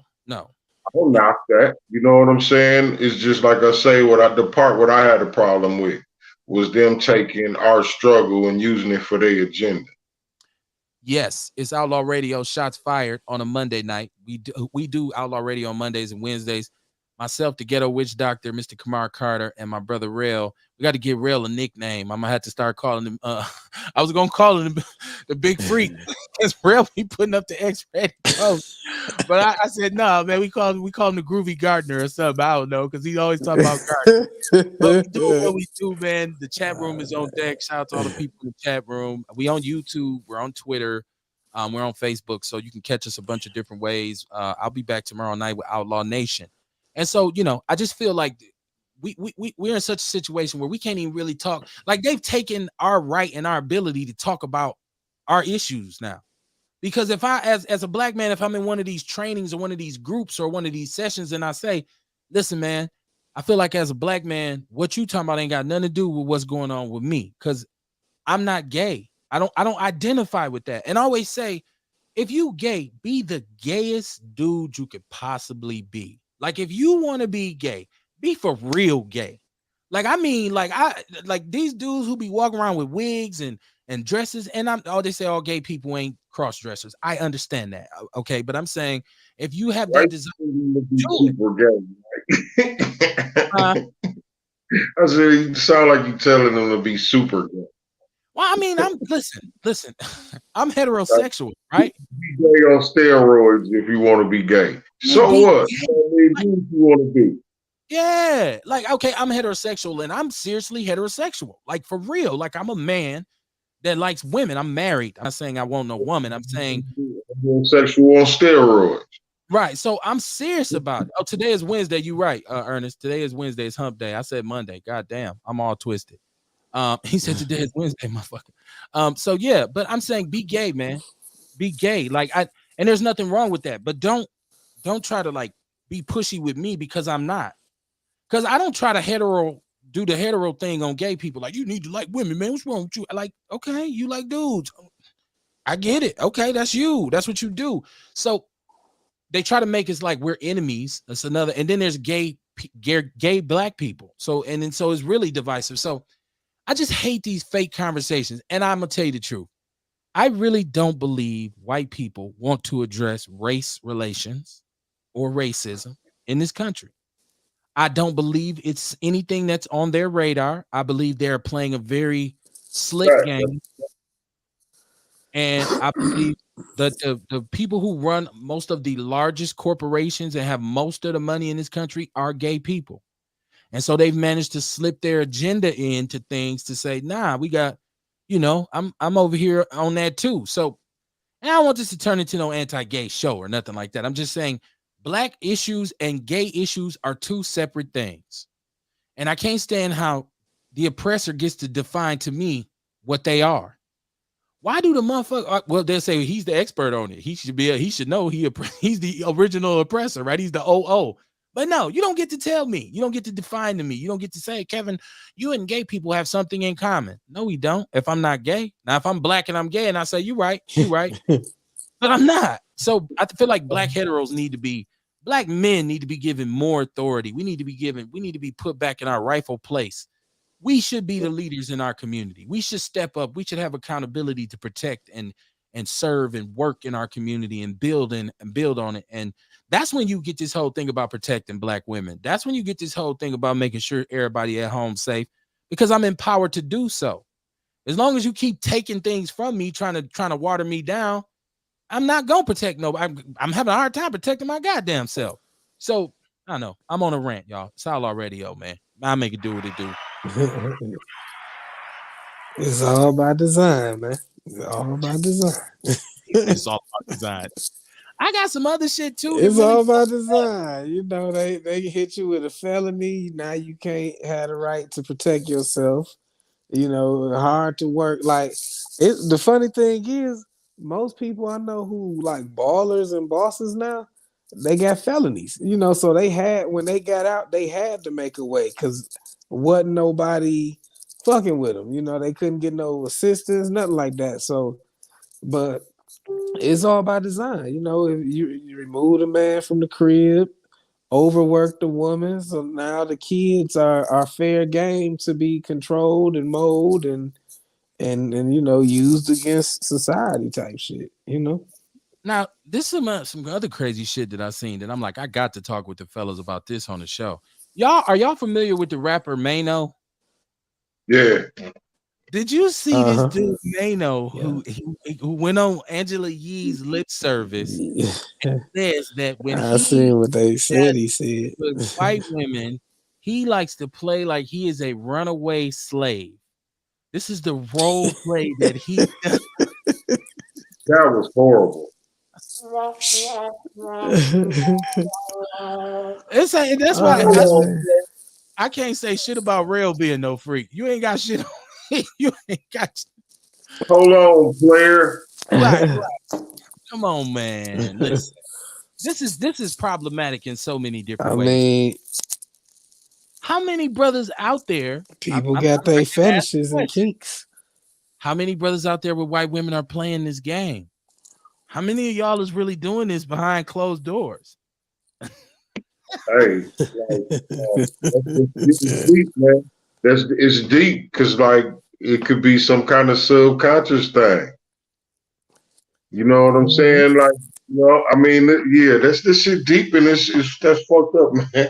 Like, I can't understand it myself. It's just funny to me. It's just funny to me. I mean, I don't know. Like, I didn't see the interview, so I don't know what he meant by it. But I mean, I don't know. Shit, was he trying? Were they reenacting Mandingo? I mean, like, I don't know what the fuck was going. Like, does he do it for himself? Like, yeah, I'm fucking Master's bitch. Like, I don't know his motive of why.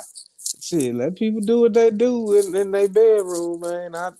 I can't see it, but shit. I don't know the background. Okay, so A Schoolie said, "Is that a stripper pole in your background?" Is it a stripper pole for real? Oh yeah, fam. That's the whole dance flow. You see, you don't see the dance flow lights, all that shit there. You know, I be chilling in my Hugh Hefner robe and shit with the hood on.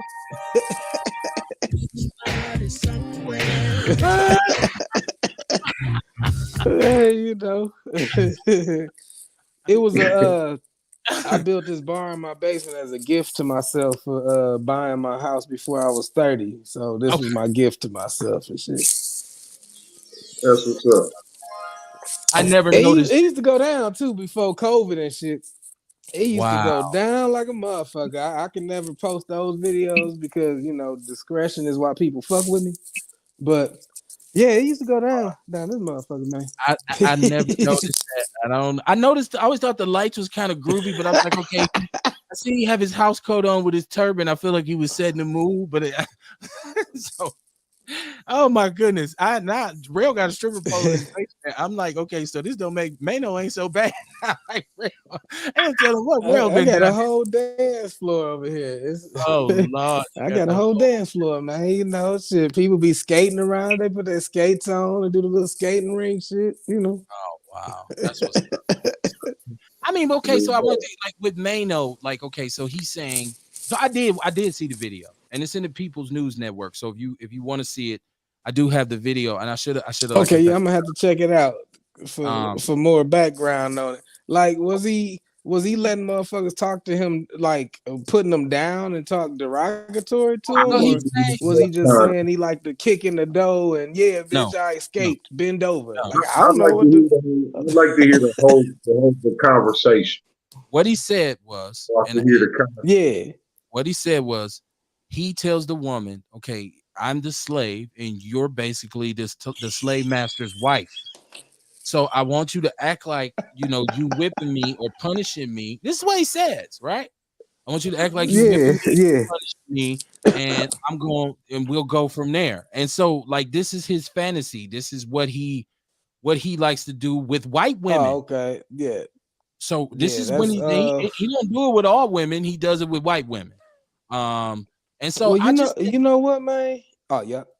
no, go ahead, go ahead. Okay, so I don't know if I ever told y'all this part, but I act as a sex doula to people as well, where you provide a safe conversational space for them to be able to divulge shit that they don't feel comfortable with divulging to other folk. Okay. So when you provide a safe space for people, and you know me, how I get down, I move, everything is love. So I don't let people feel judged, none of that shit. So when you provide a safe space for someone to open up and be real enough to examine themselves, you will hear all kind of shit. You know what I'm saying? And I try to objectively review it and just kind of wonder, like for Mano, I'm wondering what the fuck went on in his life to where this has become a kink. I Check mean, if this that's out. his kink, that's his kink. You know what I'm saying? There's a lot of sadist people and in the BDSM and like to be Check dominated like that. check this out. It's so wrong. It's so wrong. I'm gonna tell you right now. I've Oh my never God. talked about this. Ah, shit. I like to be like a runaway slave. Okay, no. Oh shit! Oh my God! I like to play like a runaway slave. Okay. I like to play like a disobedient slave with a white woman. So tell me like what you say. Yes, master. I'm sorry. It's just two. It's two of them. Like it's like me getting whooped, right? You get whooped? It's like I play like you whipping us, but most of them don't want to play like that. This Yeah, I was gonna say, what white woman goes along with this? They don't want to play like that. They don't. Okay. This is my. It's like, listen, you're gonna act like your master's husband, wife. Okay. So y'all heard that, right? Oh, It's a power thing. Yeah, so like it sounds like a power thing to me. You know what I'm saying? Like he said, that's you gonna be master's wife, and I'm a not listen to you. I'm a you know what I'm saying? Like so like that shit sound like maybe I don't know, like it sounds like some power shit, but I mean, hey, if they into it, they into it. Otherwise, he might want to get some help on that. I think he needs some help. And I'm telling you right now, everything that people say, I do what I want to do. You ain't supposed to be able to do everything you want to do. Some shit you shouldn't do, right? I eat it because I could, right? Okay, you could. Like you could do some wild shit. Like you could like bring a squirrel in the room and be like, "Girl, you want to see me screw this squirrel?" And Yeah, say, yeah, screw the squirrel, and you could just do the squirrel, right? And then people say, yeah, "Why that's you wild as do the hell. squirrel?" You say, "Cause I can. I could do whatever I want." Some shit you shouldn't do. Mhm. As a black man, you should Yeah. not be role playing. And people say, "You can't tell me what to do in my bed." I'm telling you this. You should not be telling your woman, right, okay, I'm gonna be a runaway slave. Like, it's a million different things you can do other than that. I feel like if that's what you're doing, you probably got some crazy shit going on elsewhere in your life. You have some other things I mean, going yeah, on. he might want to definitely talk it out with somebody. He might want to talk it out and unpack it and figure out within himself what makes him excited through that, you know? If he'd have just said, I do this with women, if he'd have just said, I do this with every woman I'm with, this is what I do, this is what I like, I'd have said, dang, that's just wild. But he said, with a white woman. So that to me, when y'all always talk about, I'm not as insightful on souls and crystals and energy and stuff as y'all is, but to me, his subconscious feels a certain kind of way when he sees a white person. That's what that means. I feel like you see white people as technically your master, and like you said, I sure wish somebody would whoop me. I said, oh, look at that white woman, man. I wish she would just kick me in my ass and call me a nigger. That'd turn me on, huh? That's where we at. So it was just Maybe he come from a long line of slaves that was getting raped and shit, and that shit is just reoccurring in his I DNA mean, or some shit like that. it did happen on the East Coast. It did happen a lot on the East Coast. They had them buck breaking farms there and shit. So yeah, it's definitely possible. I mean, you know, again, I try to look at shit objectively when it comes to things like that, because like, what about a woman who I want my boyfriend to act like he broke in the house and raping me? That like you like when you provide, like I said, when you provide a safe space for people to divulge their shit, you hear some shit, you know, and I have to be objective and shit to, you know, allow them to unpack it so that they could figure out why they into that type of shit. But you hear all kind of shit, like shit that women can't even really tell they guy. Cause how they gonna tell they guy they fantasize about a train being ran on them or some shit? Like, you know, people be like, that why would they want that? I don't know why they want it. But I'm just gonna provide them a judge-free spot where they could talk this shit out and figure out within them. But so like when people talk about their kinks and shit, it be, you know, I just listen, nod, and like, oh, okay, well, you know, kind of wonder what made them want that shit. But you know, you come across some shit when you allow people to freely speak their mind and soul oh, no, I without do fear of understand. judgment. I understand people are freaks. I understand, and you a grown consenting adult, and you could do, you could push the limits. I just think there's some things that people like or desire sexually that are unhealthy, right? Like I look at Yeah, it somebody could like, be from I don't trauma. know if y'all remember David Carradine, who was kung fu. He used to like to just get hung, and there's people who like to get choked, and his ass went too Yeah, far one day, was hanging in a yeah, closet in Thailand, buck naked. Like, so I feel like, certain things you could do that could possibly harm you. Now, Kamar, you ain't gotten up and walked yeah, away. That yeah. he's a sex, what did you call a sex doula? What Yeah, was what, they're called like sex doulas. Yeah, somebody that provides information, you know, shit like that, you know, provide information, hear people out, you know, let them, cause you know, the thing is our society is so hypersexual, but yet we're so sexually repressed. So like anything you repress is gonna ignorantly be expressed type shit. So, you know, I think that the so many people walk around with sex in their face all day. We see it on TV, commercials, all kind of shit. But then people made to feel like it's dirty. So I think so many people are repressed that they become deviants.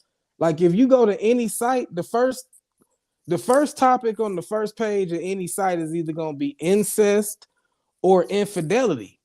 So it makes me think that somebody watching this shit. So it might be a lot of people out here who don't get excited unless it's sex that they deem is wrong. But I think that comes from us not being able to vocalize and shit and discuss like different aspects of it in an objective, safe way. Yeah, But you so should you that's should what a sex doula is, type shit.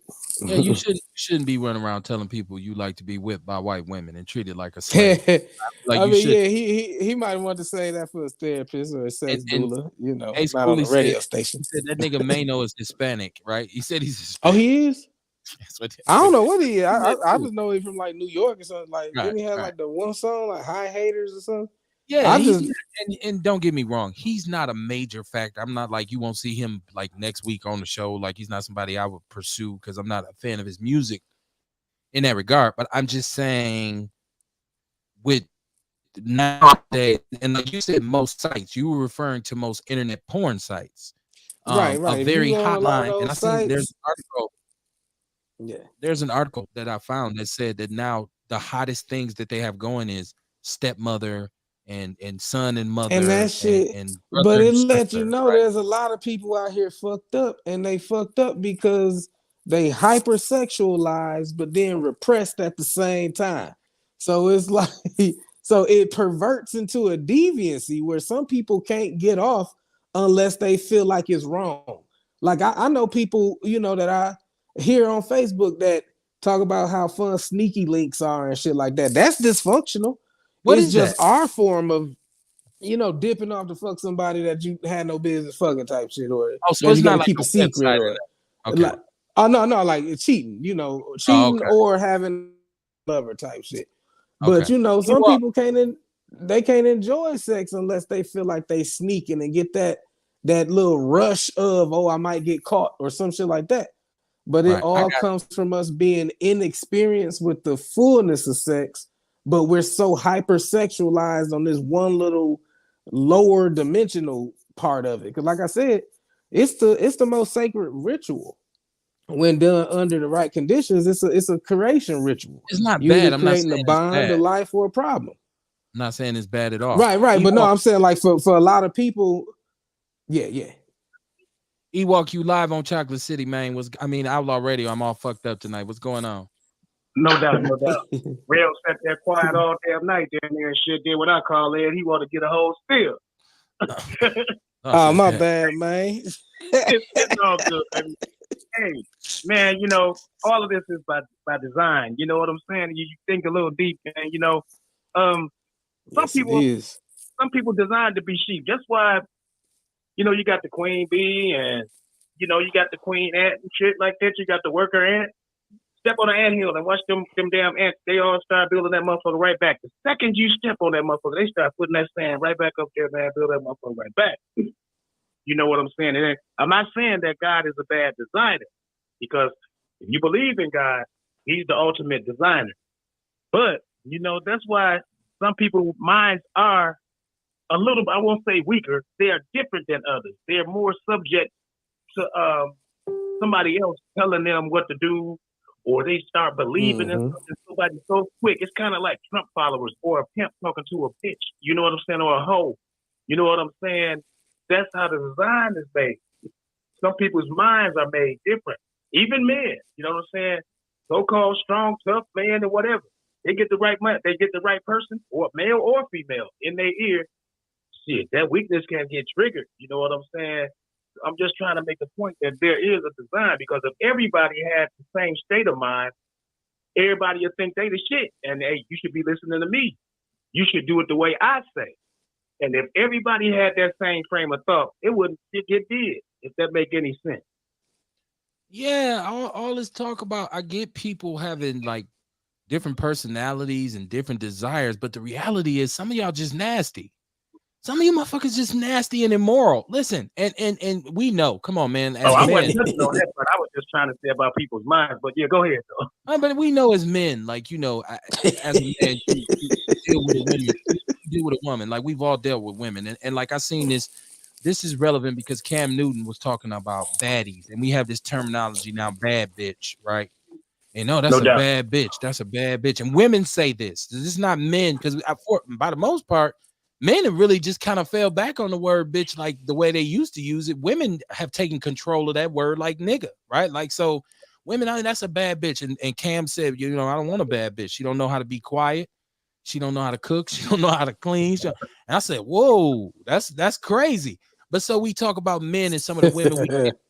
You've had women who have done things, who like things done to them that you knew were just foul and nasty. And in your mind, a lot of times you said, I would never fuck with her seriously, but I'm gonna let her do this. I'm going, you know, I like the fact that she's down to do this, right? And so I feel like men, we kind of create our own problems too with this shit. And then a lot of us be just as nasty, but we, you know, we are judgmental. So like Rail said, it is a lot of people try to suppress you, but I don't believe it's no suppression going on now because of the internet. The internet done made it where ain't no, if you suppressed because of something sexual, you's a fool. Because all you gotta do is get on Google. You'll find that shit. It's some crazy shit out here on the internet if you just Google it. Like, this is what I want to see. It's some shit that I don't want to see that shit. You know, fuck y'all do. I think it all comes down to, if we had a better understanding of God and spirituality and stuff like that, we would see sex for what it was meant for, and we would experience it for how it's supposed to be. I feel like the humans gonna corrupt and fuck up some shit. If you give them a chance, they're gonna make it what they want it to be. And it goes back to the easily influenced aspect of it too, though, because some shit you don't see or that you feel like you wouldn't do. Some people will look at me like, well, everybody else doing it. Shit, well, let me do it too. That's how simple-minded people are and shit. You know what I'm saying? I'm saying simple-minded by, you know, to make the point that people are simple-minded. They easily influenced, easily amazed by shit. This is a new thing. Well, let me do it too. You know, people, I mean, they let their mind just get took places where they shouldn't. Ewok, that's why. Ewok, what you like for the women to do to you? You like, would you be down with a white girl saying, I'm gonna be the slave master and you be the slave, and you gonna play this game? Would you do that, or you be like, no? Hell no, fuck no. This is Outlaw Radio. Fuck no, triple fuck no. No, I ain't with that. That ain't even nothing cool about it. That ain't fun. That ain't exciting to me, you know. But to another motherfucker, it might be. My mind don't go that way. Would you mess with a woman if she said she had the rape fantasy? Would you be like, yeah, I'm cool. I'm gonna play that out with you? Would you do that for her? Shit, I ain't never done it before. I never thought about it. But shit, hell, I can pretend. As long as I don't go to jail, goddamn, I might fuck around. Go ahead and what you like that night. Hit me in the eye. All right. Why you asking that, man? I'm gonna tell it, it's Outlaw Radio. Shit, bitch, I respect the realness. I'm gonna hit the bitch in the stomach. Oh man. Oh man. You like it, I love it. Shit, that's what the fuck she wanted, but you can't do it to me. And look, I fucks with that. Ace Cooley in the chat room get nasty. I don't want people to start admitting what they've done before. I guess my question and my point of asking that was, how far do you go before you become an enabler, right? Like, I don't know. My wife is gonna be like, you went a little too far tonight. It ain't me, baby. It ain't me. But if she like getting hit in the eye, I mean, damn it, I'm hit her in the eye. I'm not a person that would even believe in no role play shit anyways. That's not in my toolbox. I'm not even. Hey, K-Bull, you know you. I ain't going. Let me find out. Let me find out you brothers in the room tomorrow.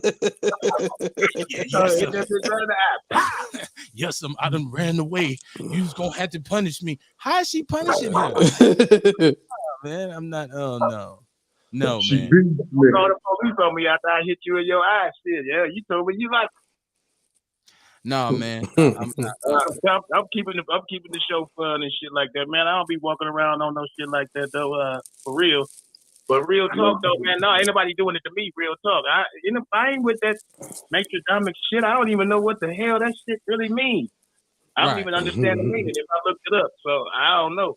Yeah, I just thought when I seen it as a black man, I said, "Wow, that's crazy that a brother would say that." But I shouldn't have been surprised, because who knows? Like, if you go looking for it, you'll find it. So I shouldn't have been surprised. Earl Henning said it's a lot of black kids out here with no one to love them. Sex is overrated. I that's what I just said. I believe that there's sex and then there's the perversion of it, and there's the mass media Yeah. presentation, and it got somehow tied up and intertwined into who we are, like growing up, like what you Right. see and what you're exposed to, and it kind of shapes your personality because it's never really been expressed or Yeah, taught to you the way it should have been taught, in which that this is a necessity for reproduction. This is how people come to be. Like, and this is I what definitely right. disagree with you. Planting that shit in the, at an early age and kids. Well, you can be a girl, you can be a boy, you can be the opposite of what you are. You're telling somebody else's kids some bullshit. You know what I'm saying? I totally disagree with that. You know what I'm saying? Feel free to be who you are. Do you feel like a girl sometimes? Is they actually in school telling little boys that shit? They bogus as hell, man, if they doing that shit. If you feel like a girl sometimes, you can express yourself. You're planting that shit in this kid's head, man. And then, shame on you for that shit. Because at that age, that's vulnerable like a motherfucker. A little kid don't know what the fuck you talking about some. Do you feel like a girl at times? Or asking a girl, do you feel powerful like a boy sometimes? And shit, you mentally fucking with them. Listen, I put it like this: as a parent, I reserve the right to have a conversation with my children in regards to sexuality or regarding sexuality. I don't, you know what? If my son or my daughter wants to talk about that, I would prefer that they had that conversation with me first. I wouldn't want it to be in school by somebody who doesn't care about them, and maybe this person is into some weird shit too. And since they have the influence, heaven knows they're teaching your baby. So But they talking about critical race theory and shit more than they talking about these teachers who actually telling your kids this is it's okay to feel like you're a girl shit, which is actually happening in schools right now, and critical race theory ain't. You know what I'm saying? They allowing teachers to tell little boys and girls that they can feel like a girl or a boy if they feel like it. But they want to sit around talking about some fucking critical race theory, which isn't even taught, except for at a college level, to a small extent. right. You're right. You're right. That's what I'm saying. Like, as a parent, you got to be They out of aware. order for that shit. You got to be aware. And I remember a long time ago, y'all, I went on Homer Blow show. Now, that tell you how long ago this was. This is when I actually first started out doing anything internet radio. Shout out to my homeboy Antoine Young. He said as soon as he found out I was doing internet, that's what we was calling it at the time. They wasn't calling it podcasting. I'm gonna make myself sound old as hell. When I first started, but no, I went on and there was some transgender individuals on the show. And I remember that my guy Antoine was going at him like he had them like, and one other dudes, I'm not lying or exaggerating. This dude was dressed like a woman. He had, I don't know if they was fake or implants or what, he had breasts like a woman. And he had his hair done like a woman, but he had no teeth and he had a goatee. Right. And so like I was telling my homeboy, like, you better leave that motherfucker alone right there. Right. Like, so my guys is like poking the bear, no pun intended. Right. He's like he's like messing with him, like, yeah, you ain't no woman, you why you stand up when you pee and all this, and so I was real calm and collective, right? And so because it was like 3 or 4 of them, and I know they gets down with razors, I'm like, I'd have to shoot one of these motherfuckers. But so they asked me if your son had a teacher who was out gay, flamboyantly gay, would you take him out of his class? And I said absolutely. The first parent teacher conference that I went to and I met this teacher, I say, I'm really not comfortable with dude teaching my son. And I'm going to the administration. I'm saying, I want him to be put in a different classroom. Not because I have anything against gay people, but I feel like he's biased. So he might be, trying to teach my son something that's pro gay, or to say, like you said, no, it's okay if you feel like you're a little girl. Because if my son comes to me and say, Daddy, I feel like a little girl, I say, well, you ain't. Get your ass over there and get that basketball and go out in the yard and dribble. You're not a little girl. You're not one. I seen you when you was born. I wiped your ass. I changed your diaper. Right. So I think as a parent, you have the right to do so. Now the flip side of that is if you feel like I wouldn't take my son out of that class, I talk to him about gay people and let him know that's your choice too. And I wouldn't disrespect you and say you a bad parent. I would just say for myself, look, Kev, coming up out of there. Come on, man. We coming up out of there. So I don't know how y'all Yeah, feel I wouldn't feel comfortable with my child in the room where some teachers saying, shit like that because I don't know where they mind at. And what the hell is wrong with Right. you talking like that to somebody's child? That ain't your place. Right. So I couldn't leave mine in there. Now, somebody might say, Kev, you probably had your kids in classrooms with teachers who you didn't even know was gay. And that was fine. That's fine. If this person said, no, I'm gay when I'm off work. When I'm at work, I'm a teacher and I teach kids. I'm gonna do that. That's how I they said, should keep it. now, unless I caught you coming up out of flamingos or something and you talking about, hey, Mr. Barnes, I'm like, nigga, what the? Hey, Kevin. But Coming you out know, but that's how they should keep it too. that motherfucker leather suit all this shit from Police Academy. Now we got a problem and shit still. I don't know now. What you say? Come on. I said, and that's how they should keep it. They should keep their sexuality at home. Right. Okay. Right. So Right. you shouldn't know that they got a gay teacher. Come on, Kev. Listen, Kevin, listen. If you find out that it's a gay teacher, they already divulging too much of their personal life to the class. Their job is to teach the class this assignment. That's it. Right. You know what I mean? They shouldn't be divulging personal information to the kid.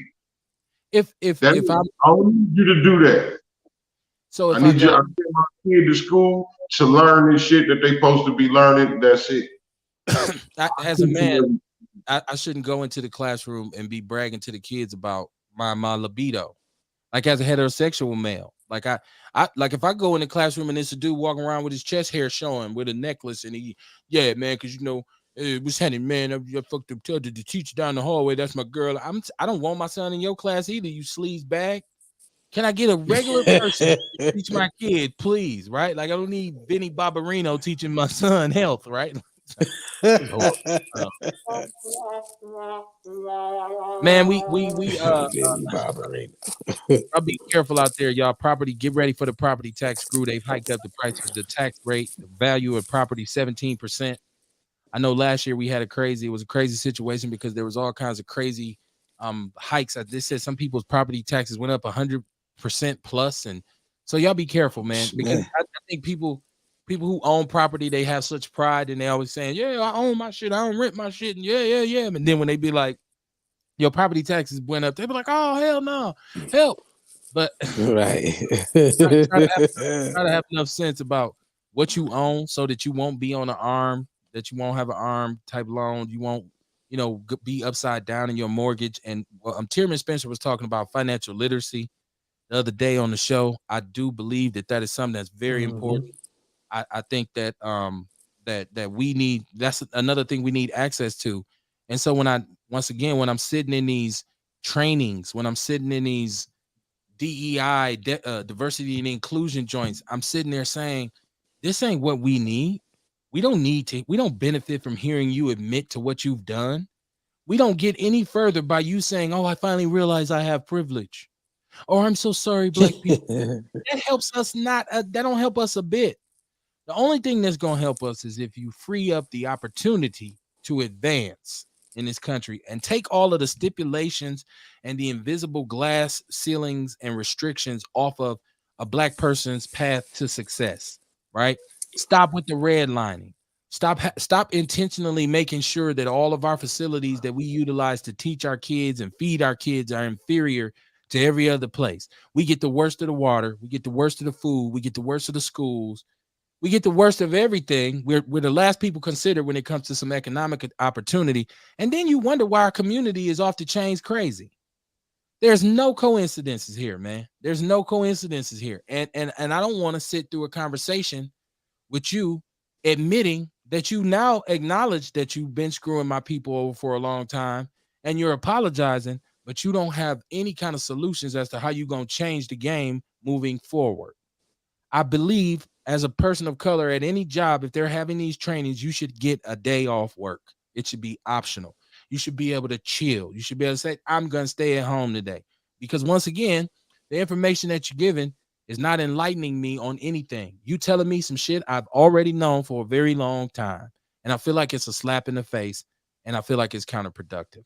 Kamar, what you got coming up this weekend, man? This week flew by so fast, man. I'll be at the Blackout Saturday. Be at the Blackout Saturday at the Sherman Phoenix from 11 to 5, I believe, or 11 to 4. But make sure you get there before 4 just to make sure, right? So Okay. yeah, I'll be here. Then Meatless Monday is coming up next Monday. It's always pop. That's what's up. Support that brother, man. Braille, what you got? You got some events, or you trying to when you opening the script club, or what you doing? What we doing over there now?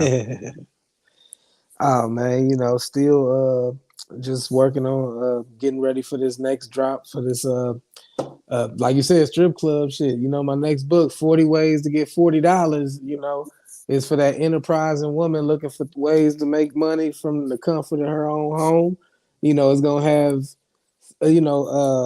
different ideas for people of different walks of life, whether you the administrative assistant looking for a way to turn that shit into a business, or whether you was on a pole and trying to find a way you can expand and scale up your business to something more than that. You want to take it from the pole to have your own website to where now you got subscription services and shit like that. So it's just 40 different ways for women to hopefully make a little bit more money from the comfort of their home and free up some time to interact more with the children, because just like we were saying, when the man out the house and the woman's overworked, she working 2-3 jobs, who raising the children and teaching them the morals and shit. So you know just working on that book. It should be dropping May 8th, and then I got 12 steps to becoming your own dope available on Amazon now. And I kind of feel like the old Eddie Murphy skit where he Velvet Jones and he had the book. He said, "I want to be a Yeah, it hoe." is, exactly. You know what I'm saying? Because my thing is, as a man of intelligence, I can politic and dialogue with people of different frequencies. If you in that life, let me show you how to scale that shit up. If you in the office and you want to get out somebody else's office and be a virtual assistant or a consultant, if you do yoga and you want to find a way to turn that into a subscription service in the app, I love, people. I love women. I love hustlers. So I particularly love women hustlers. And as a man who's intelligent and like to offer guidance, shit, whatever you trying to do, I'm trying to help you do it better, through the knowledge that I have. It's pimping, baby. It's pimping, baby. Outlaw Hey, Radio. you set your knowledge out. You know what I'm saying? That's all it is. It is you pimping your knowledge and shit like that. Just connecting people with the knowledge they need instead of the people that they need, type shit. Hit this brother up, man. He said he's a sex doula. You want to have a freaky conversation? Hit rail. Make sure you know who. Because if you send that shit to me, my wife is gonna call you and cuss your ass out. But no, man, the show. Oh nah, I don't send shit to nobody. Cause you know what I'm No, saying? no, It's I was like talking about it's your potential the client. If they oh watching the oh show, oh yeah, nah. that shit to rail. Don't send that shit to my phone, right? I got enough problems. But no, the show started off as shots fired, and it was really just about the conversation about guns. We have a gun issue. If it's not a gun problem, it's a gun issue. The guns are the issue, right? Or is it a mental health issue? Because there's so many people who Mental have health, mental yeah. health issues, and they suffer from depression and, like Kamar said, anxiety. The question that we're asking here is, first of all, why are there so many people with these problems and these issues? And why are there so many guns that they can get a hold to? It's like two things happening at the same time. It's the perfect storm for function. I think in our community, there's a necessity because of our history in this country that we do arm ourselves. I think a lot of us live in communities where it is very dangerous at certain times. So there's a need to have some sort of protection within your household or your home. But the problem comes when those people who have these mental health issues, the people who are stressed out, the people who are depressed, hit the streets looking for answers, and there's chemical dependency and all kinds of other issues that come into play, and they dance with the person who they came with, meaning they kill the people who they are closest to, right? And that's why our community is so dangerous. And if you say that there's an intentional methodology to it, it may be centered around the fact that you put the most poor people within the closest proximity of each other. And I don't know how you expect that to function. And these people are all subjugated on the same level. They don't receive any kind of services or access to resources. And when they do try to come up and try to develop something, whether it be regulatory or legally, you cut them down. You keep them from being able to do that. Once upon a time in this country, alcohol was illegal. It's called prohibition. And there was a lot of great fortunes made off the sale of illegal alcohol. One of the fortunes made was that of the Kennedy family, which went on to be a political dynasty in this country, and they are to this day considered American blue blood royalty. And the list goes on and on and on and so on and so on and so forth. The individuals in North Carolina who sold the tobacco for the cigarettes, and the tobacco industry was allowed for years to run crazy through America, poisoning them, selling them cigarettes, and cigarettes that were way more toxic to a certain degree than they are now. Alcohol, once again, the families that import gin and import bourbon and whiskey and all these families were allowed to get rich off of giving people things that are not good for them, which in essence make them a crime. But whenever a black person oversteps what you define as the laws, maybe he sells some marijuana, maybe he or she sells some cocaine, and which he got that cocaine, how?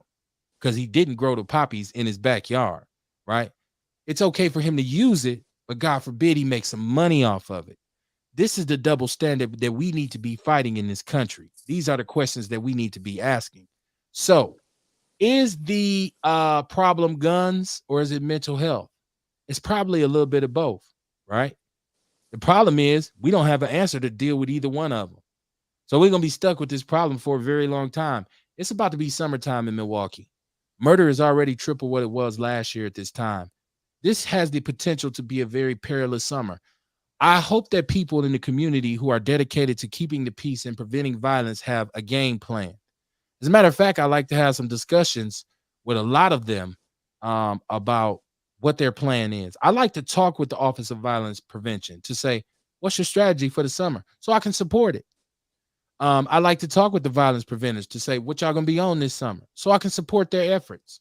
Because if you got something positive going on, what it needs and requires is support from the people in order for it to work. In the meantime and in between time, if we really start to deal with poverty and we reduce the number of people who are desperate, I think we'll start moving in the right direction. Don't forget how powerful desperation is. We talk a lot about anxiety and depression and all these kinds of things. We don't talk about desperation. I don't know if anybody out there has ever been desperate before. It's one of the worst states to be in, to be desperate, because you get to the point where you do damn near anything. Like tell a white girl to whoop your ass and role play when you have sex with her. You either part of the problem or you part of the solution, man. Peace and love to the word mob, man. Information gang, I have a great time with y'all. We move into bigger and better things. It's going down. Support the show. Share it. If you got comments you want to make, even if you're just catching it later on, do so. I'm open 24 hours a day, 24/7. I might not be on the air, but I'm always watching my devices. And in the words of Willie D, man, if your criticism of the black community outweigh your contribution to it, your ass is a coon. I will see y'all tomorrow night for Outlaw Nation. You have to understand, either you are with us or you are against us. So black man would have never did that. All right, man. Okay, so it is what it is. I'm not alone until I got the whole familia with me tonight.